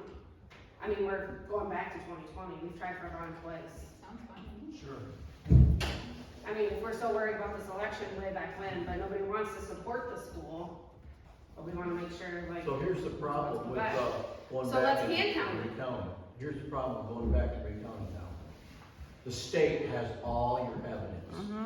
The state now has all your evidence. You think that they are going to go With and no erase authority to all have their it. stuff to change the ballots? Where are Why the do they want it? 2020 elections and the ballots that we filled out? Are they at the clerk's office behind locking? Isn't that what was said in the, I thought on PS, It's in Jenny the had it courthouse. said that it was at the courthouse behind, That's what- in their vaults. That's what the letter that Abe Dane wrote when he said that he took things that Okay, it. so why isn't one of our board members going up to the county requesting to see this? I mean, whose job is it to go up there and ask?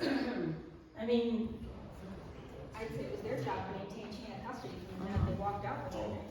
I think it's always behind it. John. Hey, just to emphasize a little bit, this isn't about left-right politics here. This is about having free and fair elections. Yep.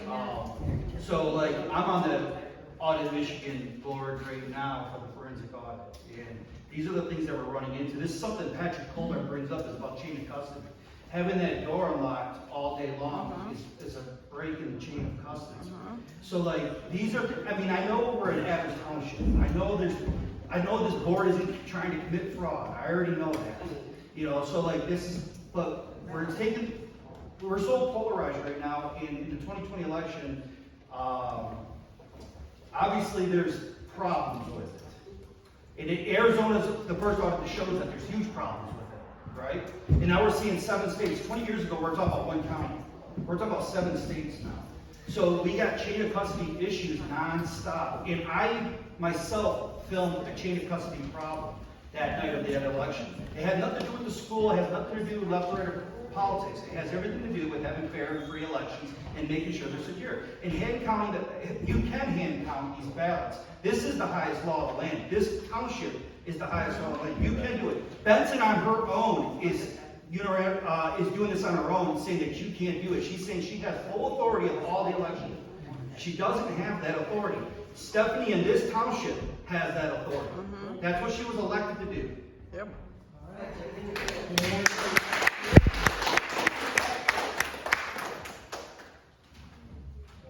Let me take this gentleman over here. Yeah, I just want to say, forget Trump's name, forget Biden's name, forget all that. The integrity of our election system, from the local level to the federal level, is at stake. It's been compromised. Right now, the stats are showing about 1,900 and some votes here in Hillsdale County alone was compromised. If we cannot return, we're not going to get a second chance to correct this mess. It's got to be done now. And the thing is, your clerk, she took an oath under the United States Constitution. Anybody who's in the military, firefighter, police, whatever, I've taken it twice. She's defending the Constitution of the United States. That affects all of us. This room, I said it before, we're the foundation of this country. If it crumbles here, our country crumbles. That's right. Your township clerk, her rights to due process under law was circumvented by the Secretary of State, by the Hillsdale County Clerk, and the Michigan State Police, and whoever the Assistant Secretary of State that was taking care of this. She has a duty under the Michigan state law to maintain those records, secured, locked up. A federal election, you maintain them for 22 months. We're playing with fire, folks. We're playing with fire. That's everybody in the county. That's right. Yes, that's right. Everybody in the county. And the thing is, we've got to come together. Our power is in our numbers. We don't need a computer to tell us what our common sense is telling us. Right. And we've got to fight this. We've got to fight it tooth and nail, no matter how long it takes. And with God's help.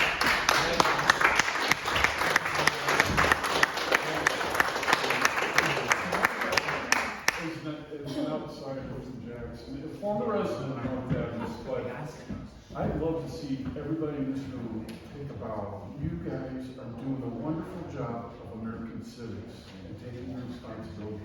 I don't care what your persuasion is. I am so inspired. I cannot tell you, I am just so inspired by everybody in here. You're doing a wonderful job of exercising your rights, and I tell you what, God bless Adams Township, Village of North Adams.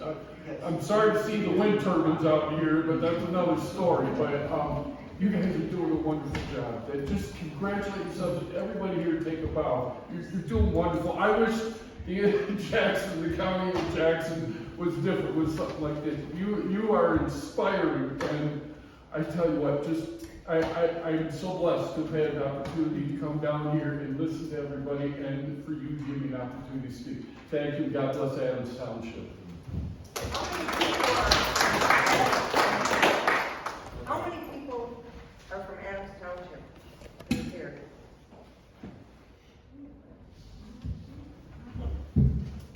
Nearly hold the room. How many people care about the country? Yeah, how many people care about election integrity? And just so everybody knows, public meetings are public meetings. They're not bound by limits. If you're an American, you can come here. Mark, our county clerk broke the law, and if he broke the law, that throws Somerset into the minutes. And Hillsdale? And Hillsdale, the rest of the township. Every township in the county. The city. Anybody else? I got one. I just wanted to say one thing. As far as I'm concerned, even, I don't know these ladies up front who've been running these elections, and I respect what they've been doing. And you know what? I would rather have them be in charge of the balloting and counting than that tabulator. As much as they obviously have their reservation about this whole thing. But I'd rather have them doing it, because I trust them. I don't think they would screw around. I think if they saw one of their associates doing something wrong, they'd say, hey, what are you doing? That, I trust them. So I want to get that out there. The other thing is, what they've done by taking this stuff from us, I don't know. I see that as precedent.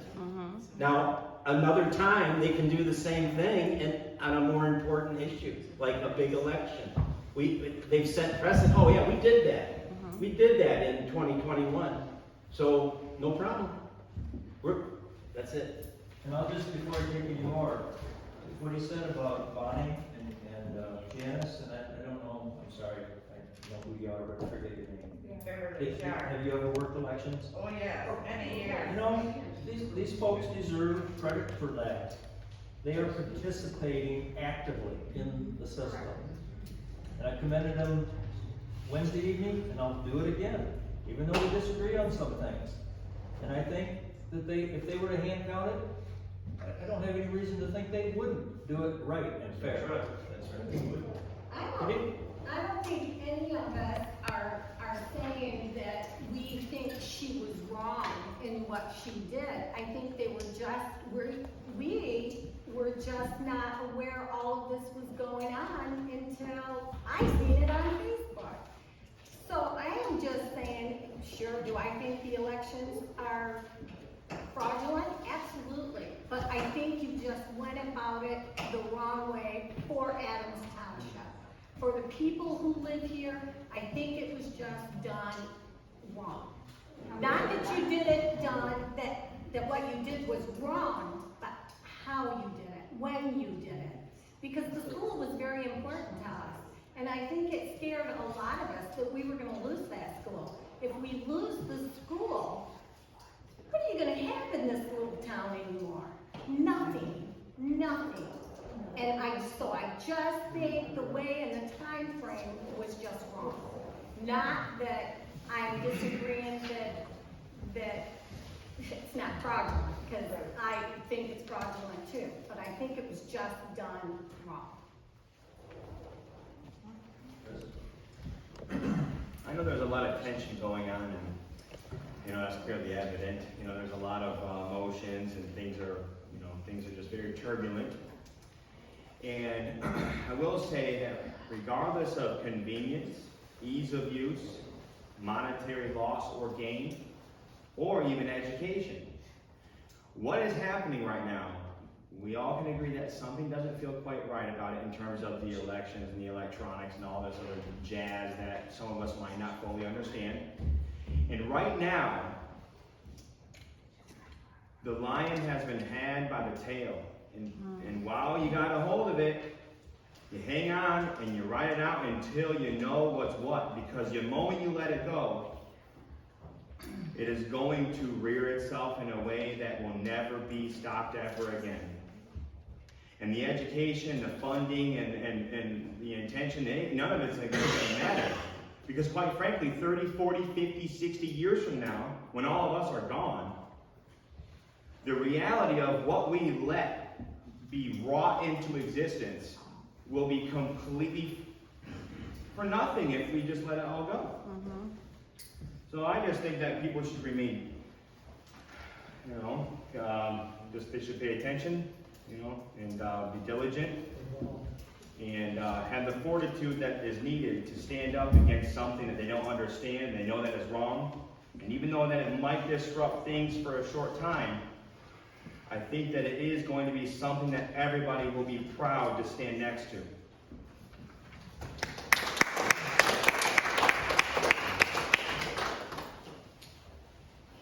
One more time. I have one last Being all liberal. I don't think I've talked about this, but some others. Just one last comment is that it's never been about the people running the machines here. This is not, you're right, this is not a left or right issue. It's about government overreach and the Constitution. And there are ways that these ballots can be affected from the inside hardware. There's ways that the ballots can be, just like in Racine, Wisconsin, where they went into this nursing home and got illegal ballots from people who don't even know their kids' names. But when they come through you, they look legal, they're signed, you don't have any way of knowing whether that's an inaccurate ballot. There's just many, many ways to have voter fraud without it being apparent at your end when we're tabulating them.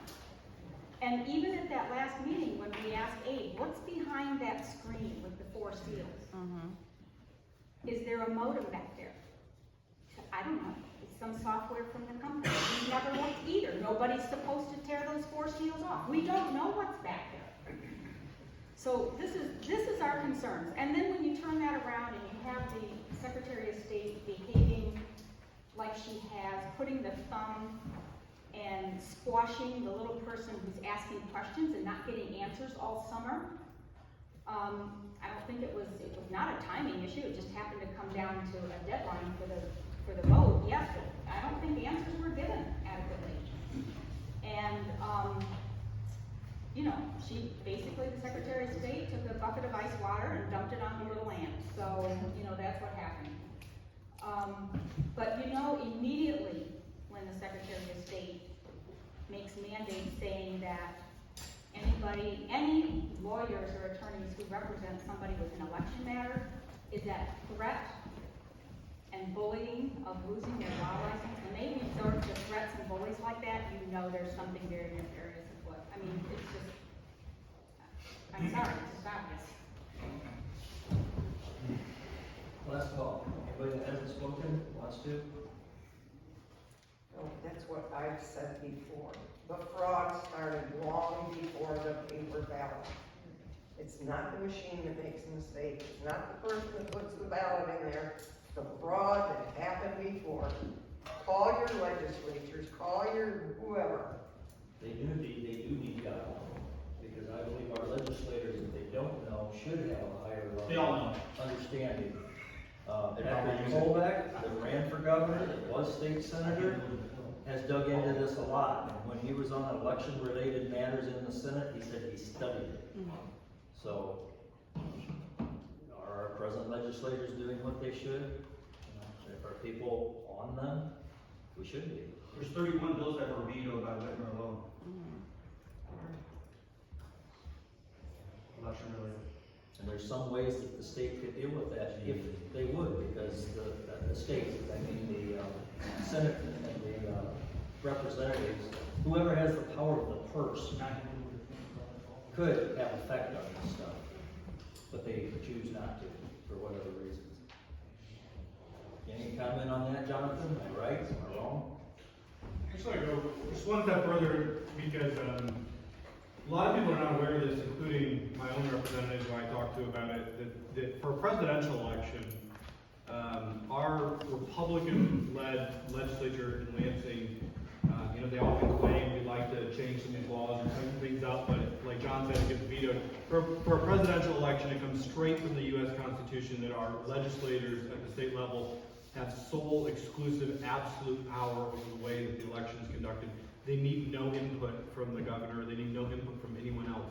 This is the electors clause from the Constitution prior to the 2020 election. If you wonder how we got where we are with this mess, folks like Mike Cherky could have stepped in and said, this is how the presidential election will be run. They could have stepped in and said there will not be mass mailing of these applications for ballots. They could have required every person in the state to show up in person if they want to. It's totally up to them. They have that power, and they have a majority in both houses. So, not only do they have the power, you're right, the power of the purse, that they want to put pressure on the rest of the election system, but in this last one, what most people are focused on is the presidential election. And the fact is that you look what happened in Florida. Ron DeSantis said, we're going to count the mail-in votes early so that there's no fishy business of let's look later and maybe find more ballots, or that was what people were worried about. In Michigan, our GOP said, let's not count the mail-in ballots early. Let's wait and do that after all of the in-person that day. So they have a lot of power over this, and I do recommend everybody, if you haven't engaged John's right, they know a lot of this stuff, but it's never too late to engage them and let your voice be known. And and if that doesn't work, the only answer is to elect me. So.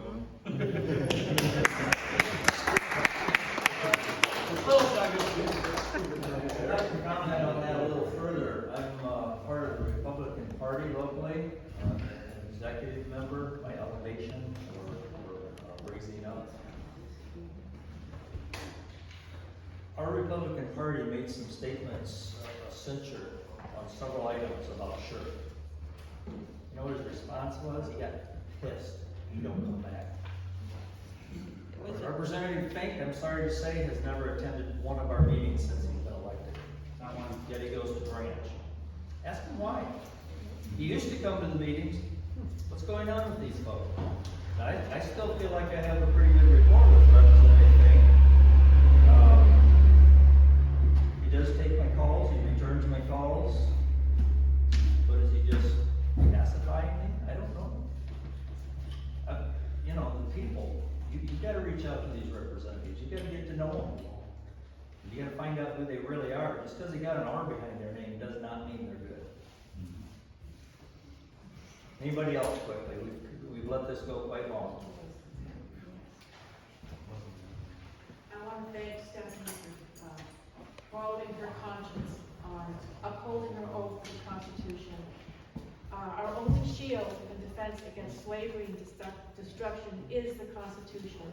And so many people take oaths to the Constitution, but it means nothing to them. And it's not easy to stand up against the tide. And I want to thank you, Stephanie.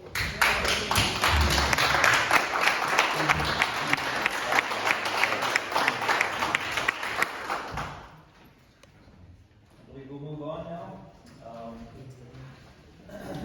Close that portion. Approval of the minutes. I have a few items that we need to correct, some are typos. On page 1 of the minutes, doesn't have a line number. In Road Commissioner Gary Leininger, if you look down 3 lines up from the bottom of that first paragraph, it should be was, it's WSA. Limestone was placed. So that'll be corrected, typo.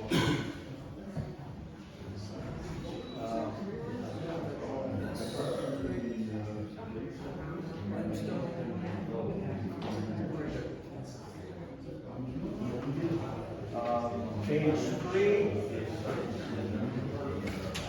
3, there's a typo and I think a mistake where you report on the deputy clerk of you've got road commission, I believe that was drain commission. The position is open. The rest of the board, remember that being the drain commission. Then under meeting minutes, the first line, here's the right, Brad, first name could be capitalized.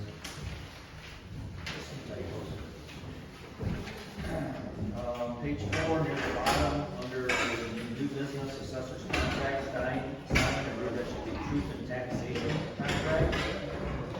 Anybody counter my thought there? Yeah, you got truth and lending. I believe that should be taxation.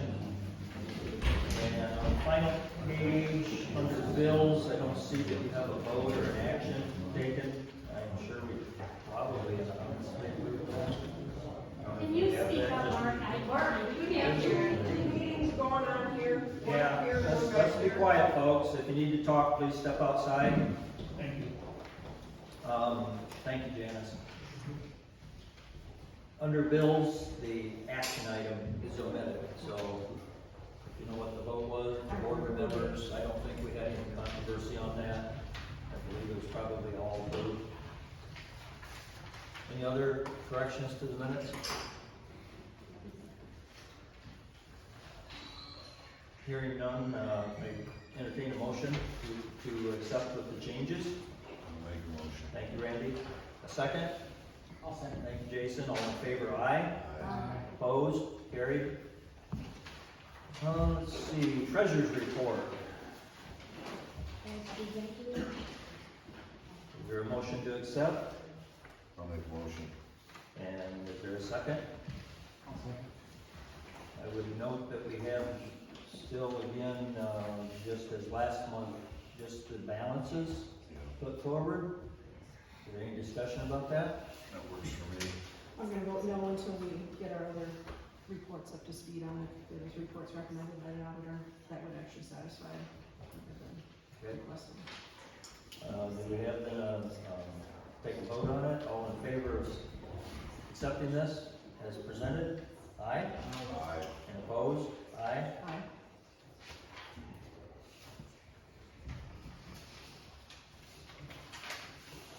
Old business, anything new on the dry hydrants? Yeah, I talked to two people, from the, Eagle. There's two different sections that we go under. First section says that there are no permits that you need to draw for, private ponds. The second section says that we have to draw a permit for, public lakes and rivers. And those, permits are being sent to me on, well, I asked again today. So they'll email them to me tomorrow, I hope. Great, thank you, I'll Randy. bring them to the board next month. Very good.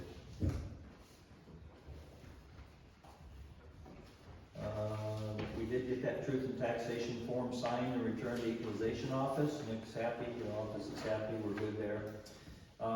Pat, I didn't bring them in, but on the solar ordinances, I stopped at MSU today and picked up 3 different copies they had. I need you to, if you would, take those to Daryl. Okay, we may have a duplicate on that, that's all right. Because if he wishes to share them with that, the planning commission and addressing that, he'll no doubt want to make copies. But don't let me forget to give those to you, they're on the corner of my desk. On the Old Town Library, I've spoken with Brian Lynch, and paperwork will be being prepared as is. I asked him to do any title insurance if he wants. We'll send it to the township attorney to make sure everything is in order from the township's perspective, and could be closing by the middle of December or sooner. He also has a copy, his worker there in the office took a copy of that inspection report we had done. So we're proceeding there. Nothing new with the faucet, the utility tubs, keep that on as an action item, please. I want to just touch on the next one, but what's the word? Put it forward for the next meeting. The questions on the cemetery rules and the board from Nancy Intrican. We talked briefly about that. Did you talk to Michelle? I have not talked to Michelle yet, so keep that on as an action item. And we had a board in place way back when, Pat says, these cemetery rules indicate that, but there's none in existence that I know. So next month maybe we can think if we want to keep a board still, or maybe look at those rules and get you some copies of the existing rules and see if we want to do anything with those. Where we want to go. The polls are out there. The polls are there? Yeah. Okay. And Nancy said she thought there was a sign in the garage, and I looked the other day and I didn't see any sign there. One that had been taken down or something. Nancy had indicated an interest in being on the board if we needed people. So we'll just leave it at that and put that forward to next meeting. Mr. Williams has resigned from the Taxation Board of Review as of December. I made that known. We need to have an open spot for a member on the Board of Review, Taxation Board of Review. There is schooling required now, probably just a few hours. I don't know the particulars on that. I think it'll likely be available locally, but that is a requirement now to serve on that board, which is not a bad idea in my estimation, because you're dealing with something that probably an awful lot of people aren't that familiar with. So, but we need citizens of the township to do that, so we're minus at least one board member there. So any volunteers to be interested in that, I'd like to hear from you. We also, under new business, have a resignation from the Planning Commission. Mary Swan has, due to health reasons, put in her resignation, so I think I've got 2 people at least to find for the Planning Commission. I believe we have enough for a quorum right now, and maybe due to the length of this meeting, we'll work on that. I do have some people interested, so try to have some names for you at the next meeting. Moving on to the bills. Bills for the month. We have a total of 558401 for the general fund and 673.20 for the cemetery.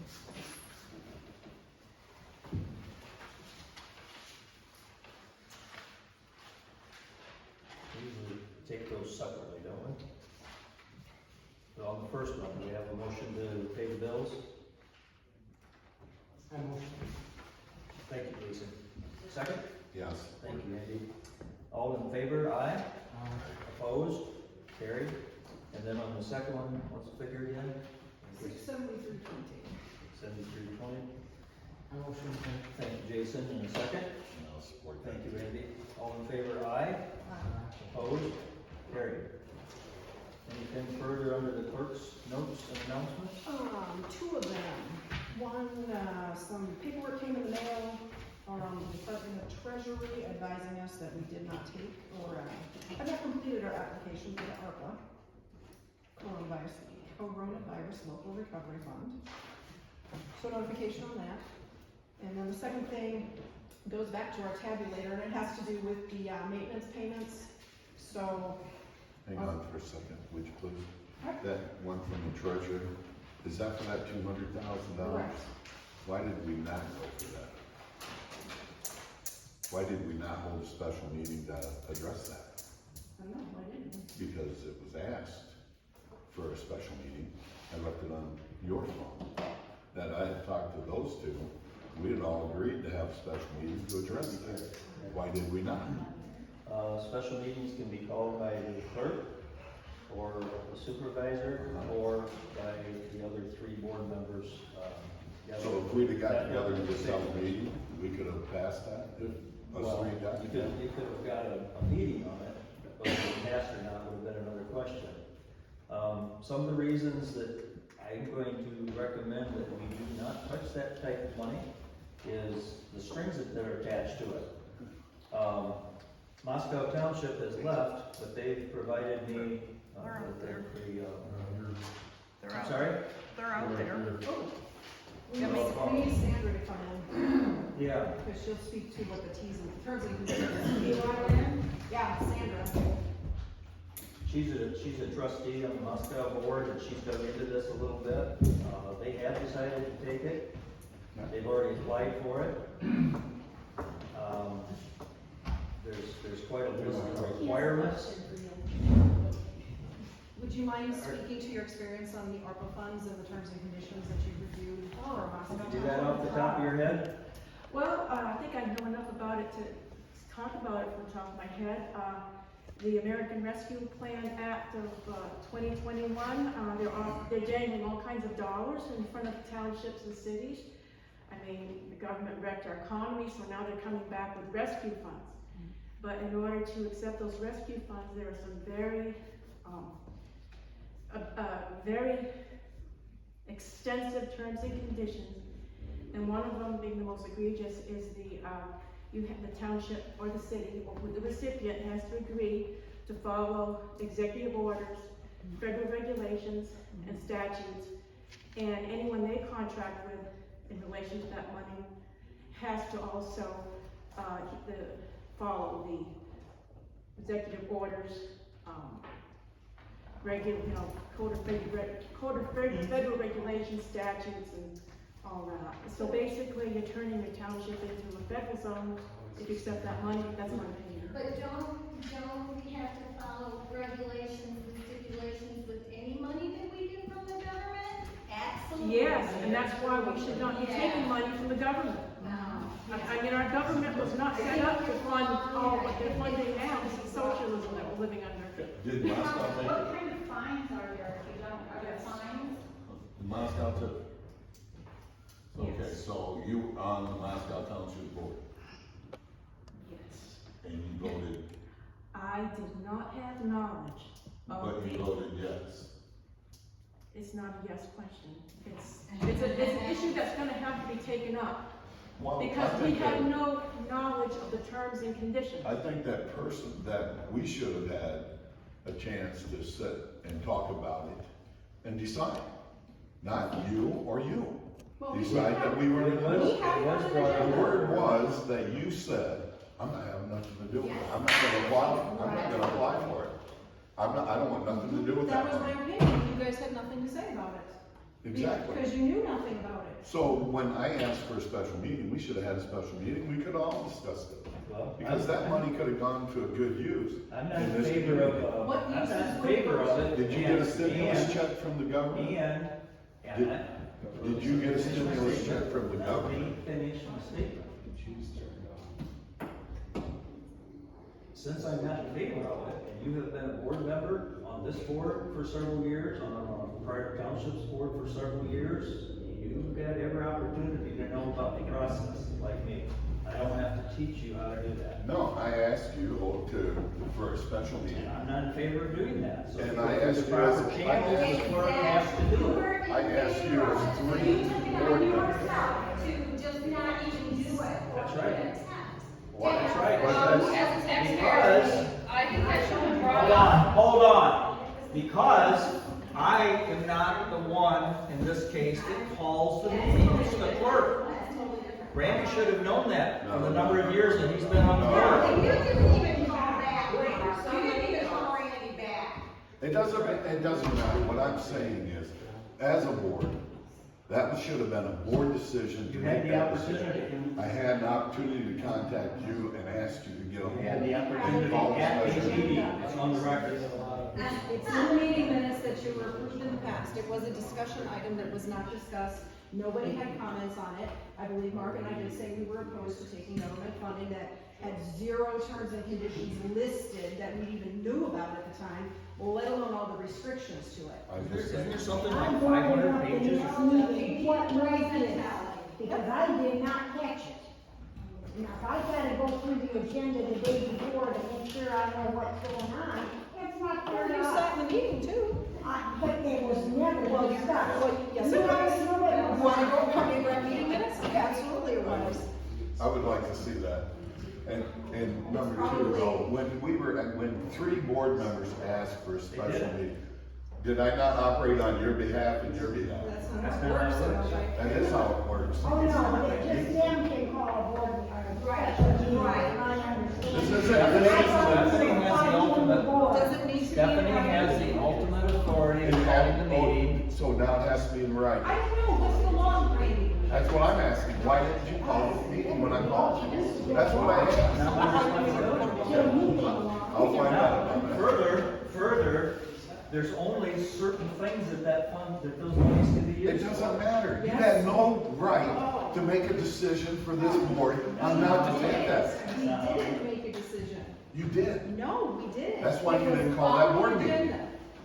Randy, I have to request the clerk to call the board meeting, and once Well, again. why didn't you call for and say, years I need of a board meeting? experience that you had on the board, That's that's not my something you should responsibility when know. I talk to you, no. You were the supervisor in another township for several years. That's right. They came to I don't have when to they teach came to you me and asked me in for a every case special the board law, meeting, that's not the requirements of my position. It's not to teach you every aspect of your job.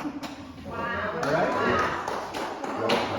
You have to look up the law and figure out what you need to do in order to. Well, I'll tell you what, from now on, I'll do that, but you guys better. Absolutely, you have to do it. I'm not here to recommend either. You never contacted me. There had been sufficient prior. Let me ask you this. You There said had you been don't like free sufficient money? prior, not when there is strings attached like that, and I elaborated on that before, maybe you don't listen. Well, Did the you great get a thing is- stimulus check? The great thing is we have other townships that now have paperwork that was not available to the townships at the time of the deadline that they gave us. So it will be a great conversation to call it. Okay. I just think that it was convenient. I did nothing about it.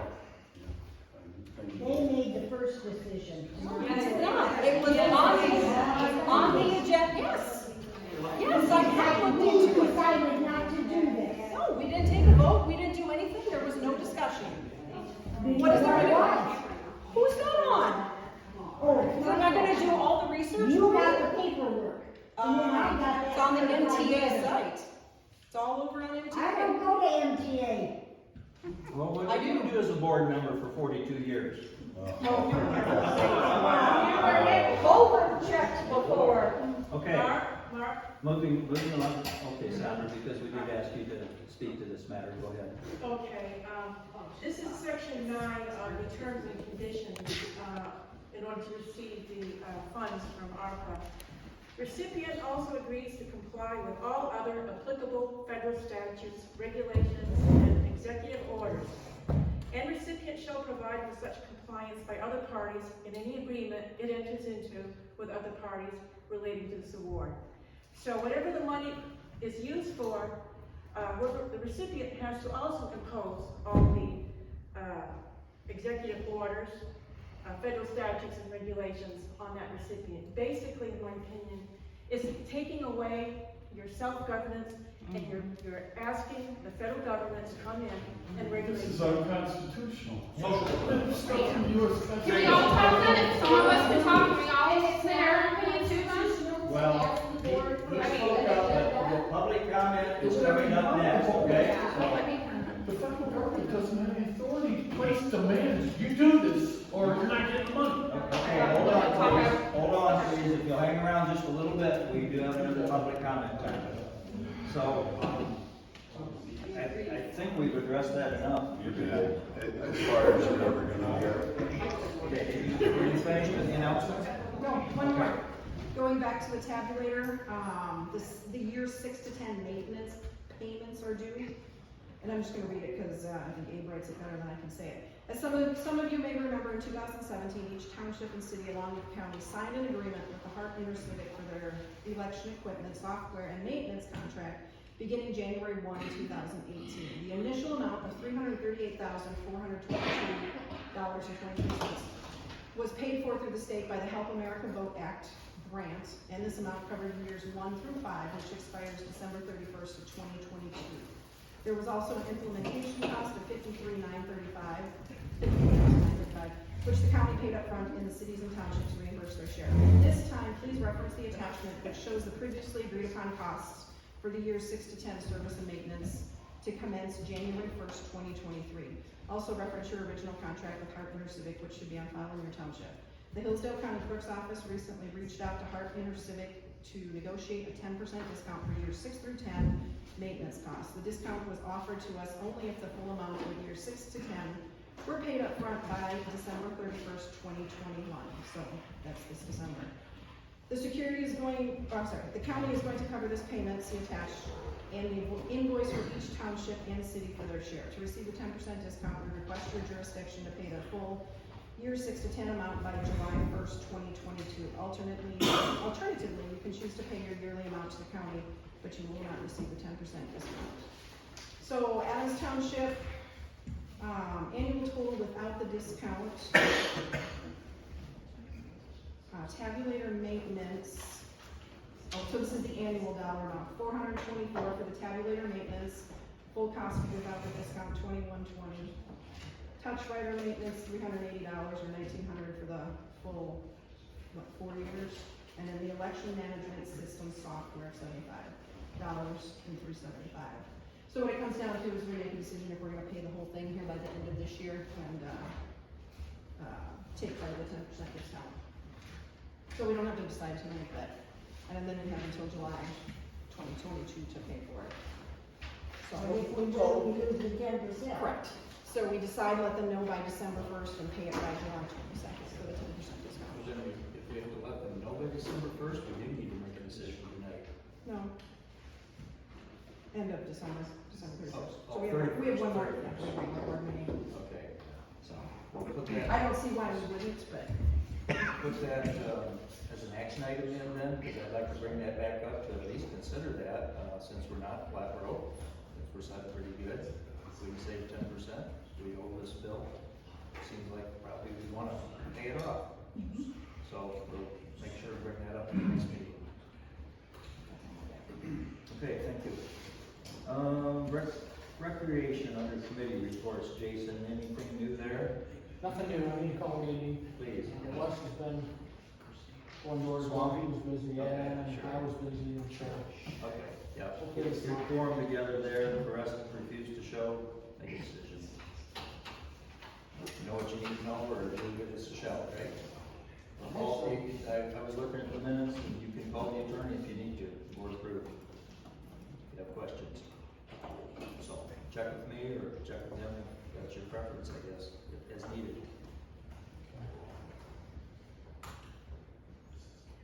Okay, we've got some zoning change and variance hearings coming up. There's a request, I'm just making notice of this as kind of another public announcement. Mr. Sober has a property, he and his wife, I guess, or company on State, which was changed prior, but they have a buyer that wants to do light industrial there. The use they want isn't under the change, so they're requesting a change again, but along with that change, they need a variance hearing because there's a setback issue. So there'll be 2 hearings coming up on that, probably the end of the month or early next month, I would say. I believe the Sobers is, November 29th. November 29th is the variance hearing, correct? Yes. Okay, so there will be a planning commission hearing on it too. They have a double whammy on that one. And then we have a party that's interested in buying a property on Kim Drive. It's presently rural residential, and it needs for their intended use to be changed to commercial. So that hearing will be coming up. I don't think we have a date set on that. So that would be a planning commission hearing. Just making everybody aware of that since we have as many here as we do. So once again, public comment. Before we start, I'd like to comment. Every public meeting, we say the Pledge of Allegiance. Does anybody think about what they're saying? We pledge allegiance to the flag, which represents a republic, to the republic of which Not a democracy. Not a democracy, that's correct. The republic is outlined in the Constitution. Once again, we take oaths as public officials, as was indicated earlier, to support the U.S. Constitution and the Michigan Constitution. If you guys aren't cognizant of that, you should be. You should be studying. And you should want politicians that care about the Constitution and want to support it. But if you don't, you have that preference to choose others. But you need to think long and hard. We want to honor our flag, we want to honor our soldiers, but we want to just snatch every bit of federal money that's, I believe, unconstitutional, as he indicated in the back. And I talked about this earlier when we discussed this at all. And it was brief, but I made out to this board my objections to this. And who was it that indicated how they crushed our economy in 2020, and then they come back and tax us more to give us money, and y'all are jumping to take it? Think about it. Okay, any other public comment? Sir, Al. I wasn't sure about how it was with the township, I knew it was on the village. But in looking at it, as an individual, you're the only one that can call a special meeting. No. Individually, yes. And then secondly, 2 board members can come to you and ask for a special meeting. You in turn have to give in writing to Stephanie the need for this and the date you want to do it and everything. And then she would publish it and let everyone know when it's going to be. I think you're here. The other thing was 13 registered voters can come to you and ask for a special meeting. I don't, that must be village rules. I didn't know. No, that's township. I looked under township. Well, I won't counter you if it's only 2 that, you know, the clerk, from what I've It read. had nothing to do other than printing it off the thing and notifying everyone. I'll have to look that up, Al, I'll have to have coffee. Well, let's Show me what you found, I'll bring it to the whatever. next meeting. Pardon? Bring it up to the next meeting. Secondly, I'll look into it. I think it was Brad Benson brought up that the county was going to get this money. It was called a relief thing. Well, it was sent to And the they're not automatic. sure. Pardon? Go on, it was sent to the automatic. They're not sure what they're gonna use it on, but they're gonna put it in the bank. And if they can't figure out what they can legally use it on, when it comes time to turn that money back in, they'll turn the money back in and keep the interest. Right. And I have made that comment to you people and said, you can do the same thing. I'm not aware that we can. We have to make application for it. Yes, you do. The county didn't. I think in order to get it, everyone has to make application for it. The county did it. Ask Brad. They just sent it to them. And with the rest, as I recall from what he shares with us, you're I thought correct. he said it took him like 4 hours to go through the application. Yeah. I think everyone has to fill out an application. There was a listing that showed what money you could get from the various townships, villages, cities. But there are certain things that it can only be used for. That's right, that's right. What are those things, Mark? I don't know. One of the key things is dealing with water, dealing with Wi-Fi systems, telecommunication things. We're looking at, since dealing with water, we talked with one gentleman, we've got to do some work on the brims around the sewer ponds. And that's, sewers and waters are two things that can be used on. And they're pretty confident we can use that towards that. And so what happens then if they take their executive order and mandate that no one can come in here without the vaccine? And I don't want the vaccine, and I'm not getting the vaccine. So What's that that's have to do what with my this money? because it says they have to comply with every federal mandate and executive order to get the money. I would think anything current, not anything new that We could don't know put. what they're gonna do. No. They can attach anything to it at any time. So if that's the case, then my civil liberties have been stomped on to get the money, and I will sue everybody for civil service, for civil liberties who voted yes for it. So take the responsibility, I don't care, you guys take the responsibility, vote it in. It'd be your choice. Because when my constitutional rights are squashed, I will sue you. Steve, did you have something? Yes, as well as Sandy, I've done a lot of research on this whole thing. And if you sign up for that money, you've essentially given your township to the control of the federal government without means of getting it back, because you have signed a contract with the federal government to give up your constitutional rights of lawsuit. Okay? And specifically, you need to look at item number 9 and read it very carefully, because it's worded like a Philadelphia lawyer would write. Okay? So it says, recipient also agrees to comply with all other applicable federal statutes, regulations, and executive orders. Okay? So in other words, within that sentence, they could come down and say, you can't have a gun because it's unhealthy. You've already agreed to, and I'll read it again, recipient also agrees to comply with all other applicable federal statutes and regulations. Okay? So they can sign anything onto this as a regulation, as a statute, or an executive order. And if you don't comply, then there are other issues you have to deal with, okay? And there's no way out. So that means that if you sign up for this money, your township legal attorney will have to have a shot in order to do business with you, okay? The guy that mows the lawn will have to have a shot. Well, let me just stop you. Okay. That's a mute point. She didn't fill out, listen to what I'm telling you.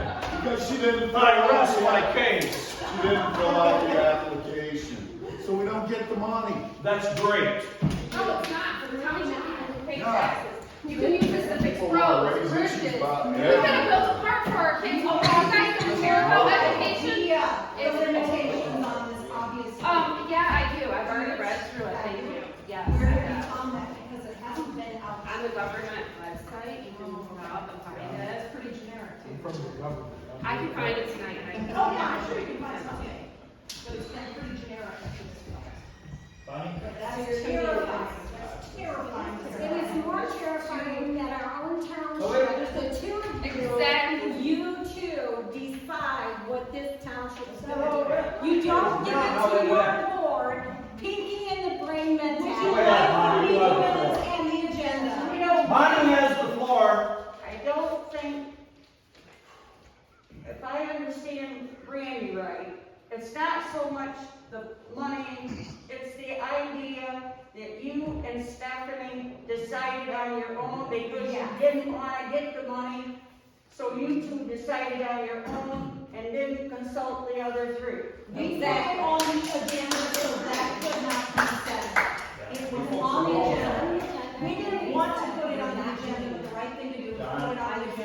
I just wanna say thank you for honoring your oath to the Constitution, you know, right from the rip, so, Yeah. thank you. Yeah, screw the Adams Township people. Jenny? Exactly. Let me take your neighbor there first. Go ahead. So what do you have to do to get on the planning commission? Is this just your buddies get on this, or do you have to like even apply for it? I believe that the supervisor picks, and then the board approves or disapproves. Oh, okay, so that's how. Well, not necessarily. Are you interested I in being will, on? Just a minute, Jenny's had it. Okay, I don't have anything to say about this, but I am inviting you next Monday night to the school board meeting because we would like to get the tennis court stuff resolved. Yes. And it's been, you guys have, or Adams Township has 46% of the equity in that tennis court. Moscow Township said, take it. Wheatland Township said they are not opposed to it. The school is another entity, and we wanna know what's going on. You guys have 46, and then the village, and I'm gonna invite Rick Beach to the meeting also, because we just want it to be resolved by the end of this year if we can. So, I want to address that, not all along, Jenny, this is drug on a long time. it has, and it's Joe. Jason is our representative to the Okay. Recreation Commission. Okay. You're quite aware of how it works. I didn't know Jason was, but I know Jason from school, Right. so. And he's had trouble getting the 5 entities together to vote on them. They need a quorum, at least, 3 of them. If the Okay. rest don't show up and decisions made in lieu, of them being absent, that's their problem. Okay, can I give you my phone number after the meeting? Because I will be bound determined to get this forum together. Because we want it over and done with at the school.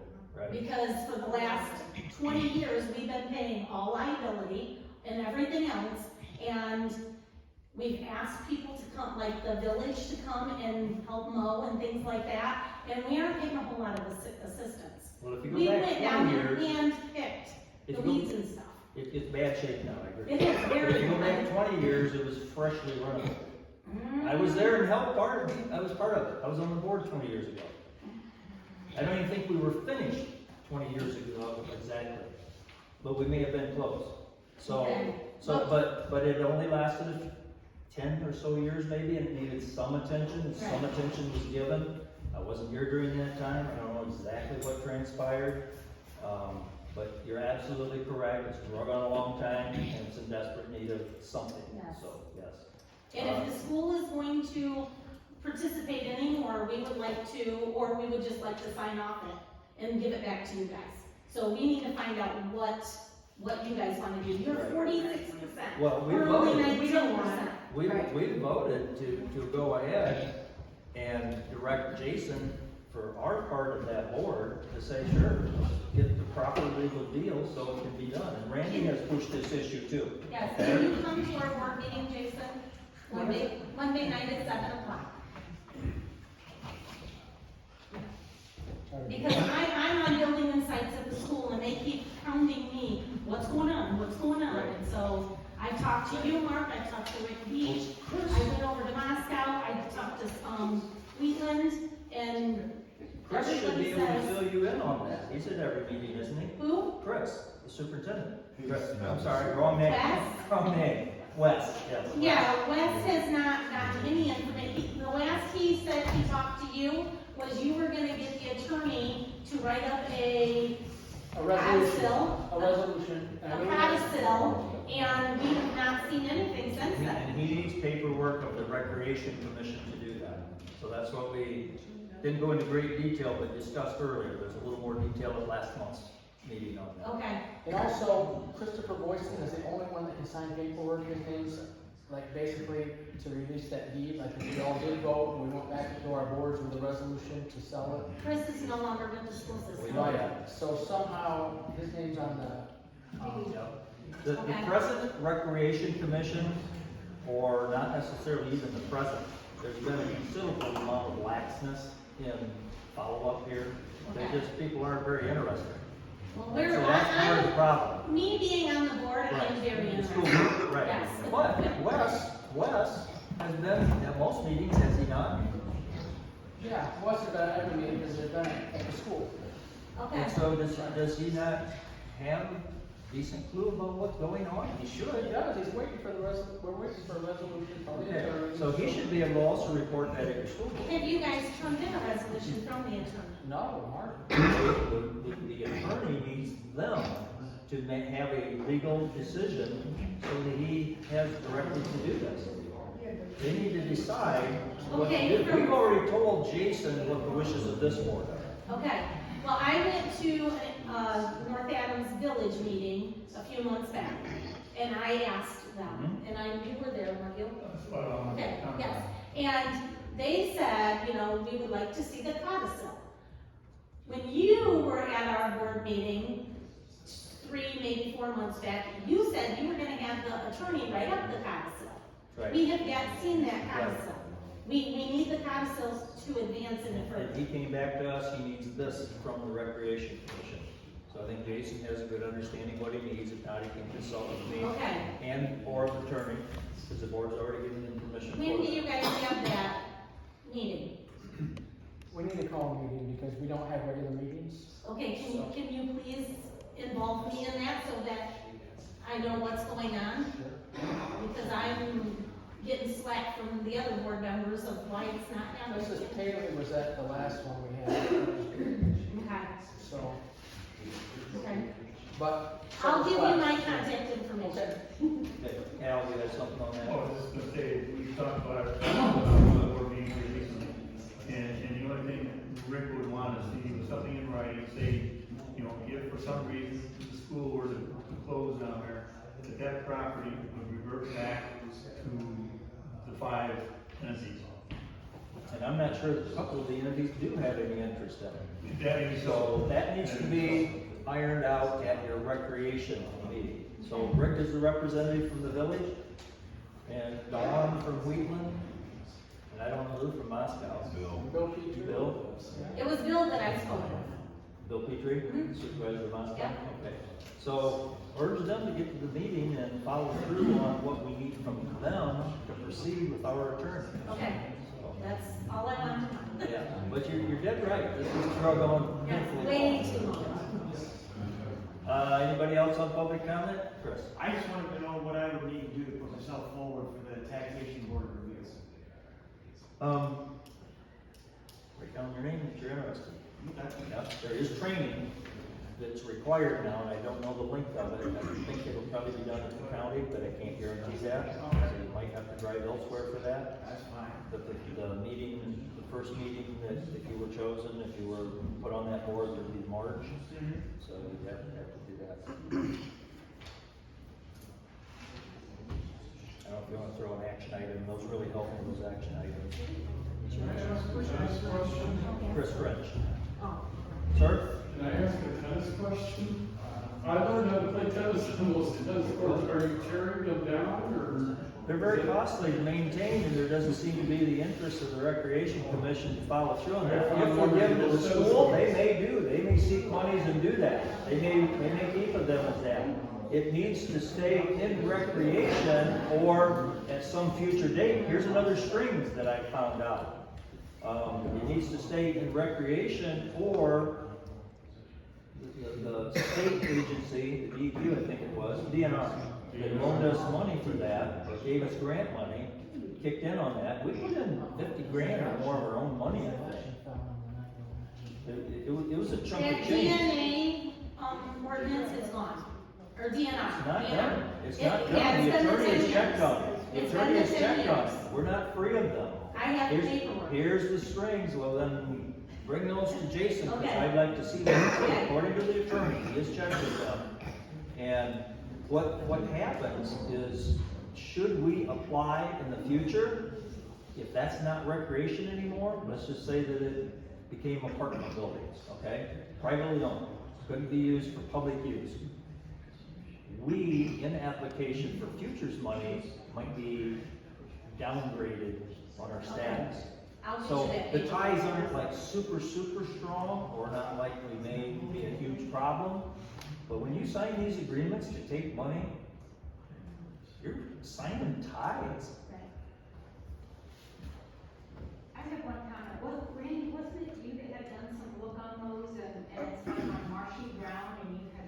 Yeah, That they weren't, it was never gonna be good, it had to be repaired past frequently and. not from the last report I got from Belson Asphalt. They said they would take and mill it, leave the millings there, and then re-asphalt over the milling. There's Which there's a foundation under there, and it drains to the southwest corner and goes to the road ditch. Now, if that's not been maintained, so the proper drainage has come, you could have got moisture, water standing under it, even though there's a considerably, we spent a lot of money to put in a decent drainage system there. You recall that, Pat? I don't know. Yeah. So, as far as we know, there's engineers involved, they did it right. Okay? But whether it has not been maintained right, that's another issue. So there was water issues there, kind of a low area more or less, is why they built it the way they built it. Whose obligation is it to do the maintenance to it? I would think it would be up to that recreation commission to make sure that it got done. Okay, well, the documentation that I got was the township had 46%. The village had like 16 maybe, we had 19, the Wheatland had like 20 maybe, and Moscow had like 20. Or maybe not even that much. Right, but somewhere in there. So who's obligated to obtain that structure? The recreation commission, representatives from those 5 entities. Okay, That's the best I know. okay. I will say that looking back at records in the very beginning, back in the 70s, when that first started, that's as far back as records as we have, looks like they minded their P's and Q's and did things right. We've fallen apart. It was made with a special type of clay. It's not actual, it's a special type of, tennis court thing. Laura Edmond was calling me, it's some type of. That's special- asphalt. No, she said it was something special with somebody came in that was a professional. Well, there was engineering firms that worked on that. I don't recall paint about was clay. different. There was considerable gravel, or not even gravel, stone and piping under that, to my recollection. Yeah, there was And I don't know if $76,000 worth of stone and Quite a gravel, lot. insane. But at one point, when we put on that green rubberized for the tennis court, There think was that was some part of special. Yeah, I think that was part of it. It's got something special to it, maybe it's Yeah. just the painting or something. I think you probably did on what was patched, the cracks that were patched with whatever material they were, that you put that over that. Yeah. But I think in the beginning, that was there as part of the project. Yeah, I just know that Laura Edmond had told me that there was some type of special, something done to it. Yeah. I just know it needs to be taken care of, because if somebody gets injured down there, who's liable? I mean, the school covers the liability, but we only own 19% of it. So why are we covering all of it? So now that the election is done, Because the shouldn't be so school busy. agreed to do Put that stuff together and see if we as can't use do of it something. for their special, for the physical education department. You give Joni a call then? And since it can't be used, that's why I said that should be dissolved. It needs to be. It's an eyesore. Yeah, I agree. Anything further on that topic? John? I know all of you guys ran on a Republican ticket. I'd like to see you guys at the Republican Party once in a while, come out to our meetings. Also, I just want to remind you guys, one of the party platform ideas is less subsidies. So like, for all these subsidies, that we're talking about, it's just one of those things, you ran as a Republican, as a conservative, I would assume that you guys just want less subsidies. Republicans doesn't mean conservative. I am aware. I'm a conservative, but. Well, make sure you ran on a Republican ticket too, right? So. Further public comment? Okay, hearing none. I'll entertain a motion to adjourn. Make that motion. Second? All in favor, aye? You're out of here, thank you.